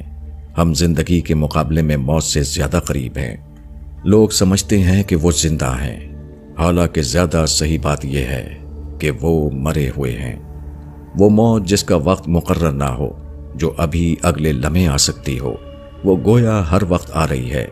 اس کے متعلق یہ کہنا زیادہ صحیح ہوگا کہ وہ آ چکی ہے، بجائے اس کے کہ یہ کہا جائے کہ وہ آنے والی ہے۔ اسی لیے حدیث میں ارشاد ہوا ہے کہ اپنے آپ کو قبر والوں میں شمار کرو۔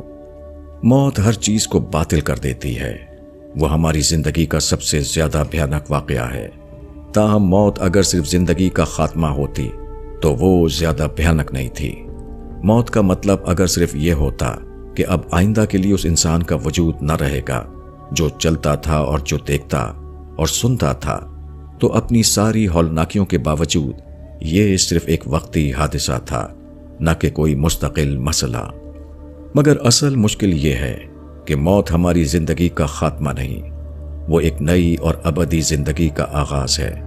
موت کا مطلب اپنے ابدی انجام کی دنیا میں داخل ہونا ہے۔ ہر آدمی زندگی سے موت کی طرف سفر کر رہا ہے۔ کسی کا سفر دنیا کی خاطر ہے اور کسی کا آخرت کی خاطر۔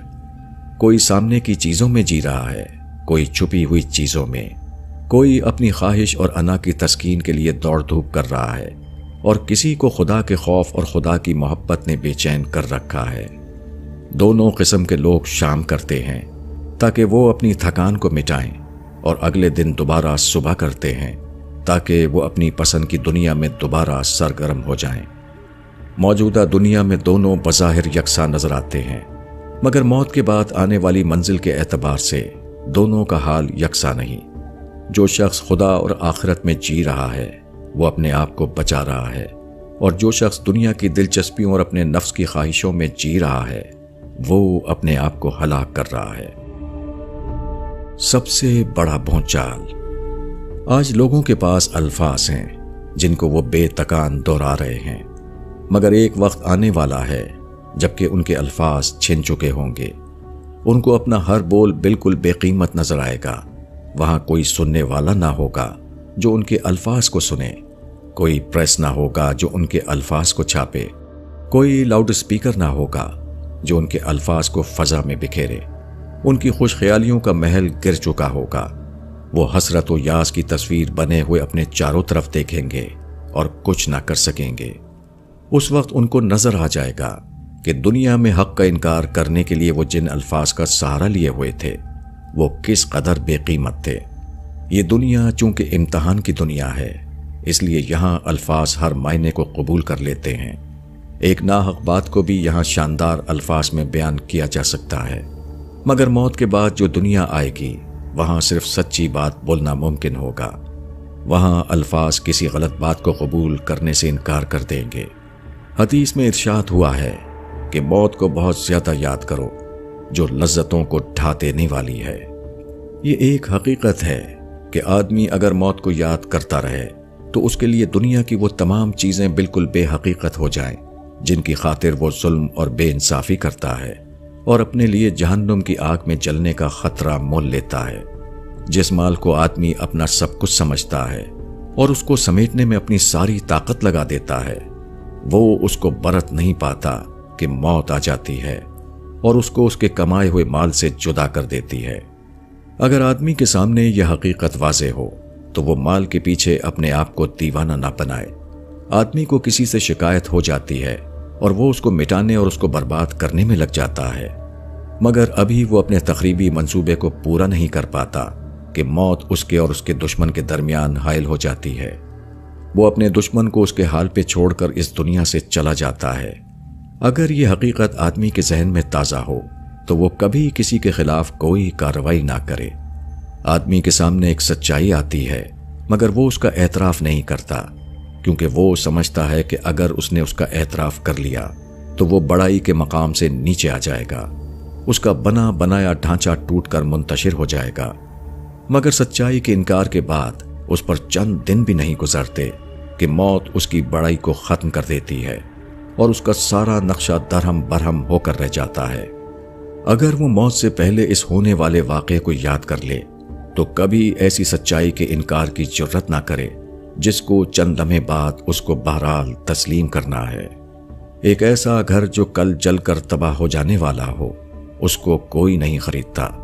ایک ایسا شہر جو اگلے لمحے بھونچال کی زد میں آنے والا ہو، اس میں کوئی داخل نہیں ہوتا۔ مگر کیسی عجیب بات ہے کہ موت کے عظیم تر بھونچال کے معاملے میں ہر آدمی یہی غلطی کر رہا ہے۔ موت ہر چیز کو باطل کر دے گی۔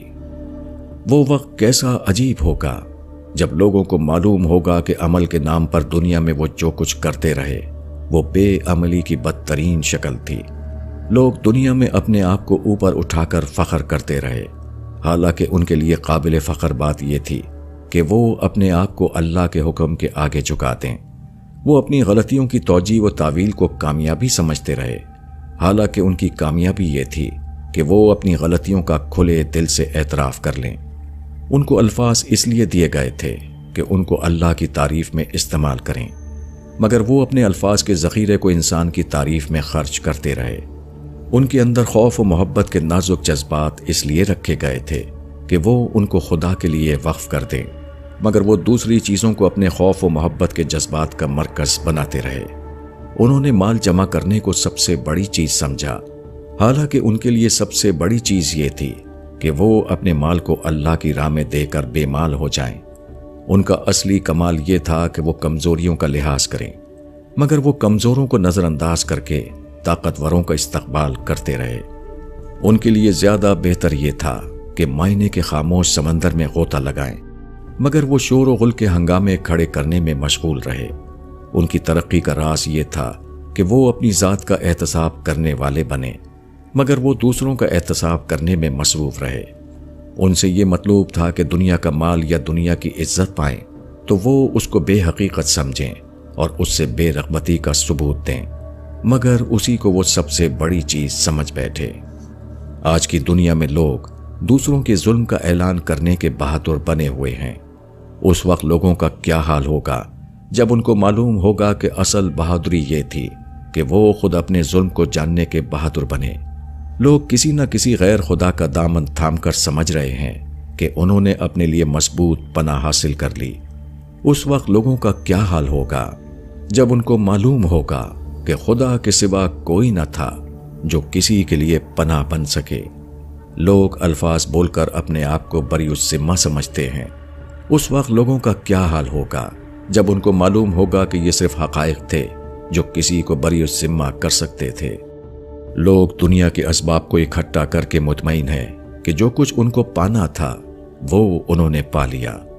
اس وقت لوگوں کا کیا حال ہوگا جب موت ان کی ہر چیز کو باطل کر دے گی اور ان کو معلوم ہوگا کہ انہوں نے کچھ بھی نہیں پایا تھا۔ لوگ دوسروں کی غلطیوں کی فہرست مرتب کر رہے ہیں۔ اس وقت لوگوں کا کیا حال ہوگا جب فرشتے خود ان کی غلطیوں کی فہرست ان کے سامنے پیش کریں گے۔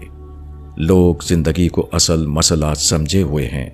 اس وقت لوگوں کا کیا حال ہوگا جب ان کو معلوم ہوگا کہ ان کا اصل مسئلہ موت تھا، نہ کہ دنیا کی چند روزہ زندگی۔ لوگ اپنے خود ساختہ معیار کے مطابق پا کر اپنے آپ کو برحق سمجھ رہے ہیں۔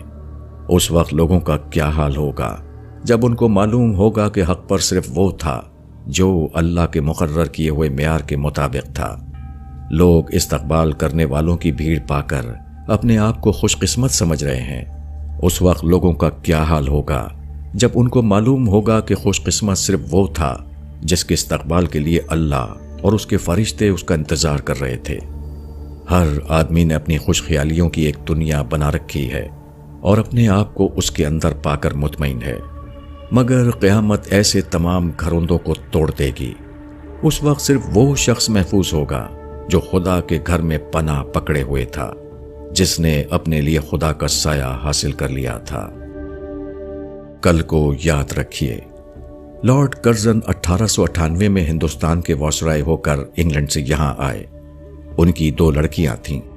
تیسری پیدائش کے وقت لارڈ کرزن اور لیڈی کرزن کی بہت خواہش تھی کہ ان کے یہاں لڑکا پیدا ہو۔ دونوں بڑی امیدوں کے ساتھ آنے والے وقت کا انتظار کر رہے تھے، مگر تیسری بار بھی مارچ 1904 میں ان کے یہاں لڑکی پیدا ہوئی۔ اس وقت ان کا قیام نالندرا میں تھا۔ اس مناسبت سے انہوں نے اپنی لڑکی کا نام الیگزینڈر نالندرا کرزن رکھا۔ لارڈ کرزن نے اس زمانے میں اپنی بیوی کے نام جو خطوط لکھے، ان میں سے ایک خط وہ ہے جو انہوں نے شملہ سے لندن بھیجا تھا۔ اس خط میں انہوں نے اپنی بیوی کو تسکین دلانے کی کوشش کی۔ ان کے خط کا ایک جملہ یہ تھا: لڑکا یا لڑکی کا کیا فائدہ جبکہ ہم دونوں اس دنیا سے جا چکے ہوں گے۔ لارڈ کرزن کا یہ جملہ محض اپنی مایوس نفسیات کو چھپانے کی ایک کوشش تھی، لیکن یہی بات اگر آدمی کے اندر شعوری طور پر پیدا ہو جائے تو دنیا کا آدھا مسئلہ حل ہو جائے۔ دولت، اولاد، اقتدار، یہی وہ چیزیں ہیں جن کو آدمی سب سے زیادہ چاہتا ہے اور ان کو حاصل کرنے کے لیے سب کچھ کر ڈالتا ہے۔ اگر آدمی یہ سوچ لے کہ کسی چیز کو پانے کا کیا فائدہ جبکہ چند ہی روز بعد اس کو چھوڑ کر چلا جانا ہے، تو لوگوں کے اندر قناعت آ جائے اور دنیا کا تمام ظلم و فساد ختم ہو جائے۔ یہ ایک حقیقت ہے کہ یہاں پانے اور نہ پانے میں بہت زیادہ فرق نہیں۔ جو پانا اگلے روز کھونا بننے والا ہو، اس پانے کی کیا قیمت ہے؟ آدمی اپنی ساری کوشش خرچ کر کے جو چیز حاصل کرتا ہے وہ صرف اس لیے ہوتی ہے کہ اگلے لمحے وہ اس کو کھو دے۔ ہر زندگی بالآخر موت سے دوچار ہونے والی ہے۔ ہر وہ محبوب چیز جس کو آدمی اپنے گرد و پیش جمع کرتا ہے، اس کو چھوڑ کر وہ اس دنیا سے ہمیشہ کے لیے چلا جانے والا ہے۔ آدمی آج میں جیتا ہے، وہ کل کو بالکل بھولا ہوا ہے۔ آدمی دوسرے کا گھر اجاڑ کر اپنا گھر بناتا ہے، حالانکہ اگلے دن وہ قبر میں جانے والا ہے۔ آدمی دوسرے کے اوپر جھوٹے مقدمے چلا کر اس کو انسانی عدالت میں لے جاتا ہے، حالانکہ فرشتے خود اس کو خدا کی عدالت میں لے جانے کے لیے کھڑے ہوئے ہیں۔ آدمی دوسرے کو نظر انداز کر کے اپنی عظمت کے گنبد میں خوش ہوتا ہے، حالانکہ بہت جلد اس کا گنبد اس طرح ڈھہ جانے والا ہے کہ اس کی ایک اینٹ بھی باقی نہ رہے۔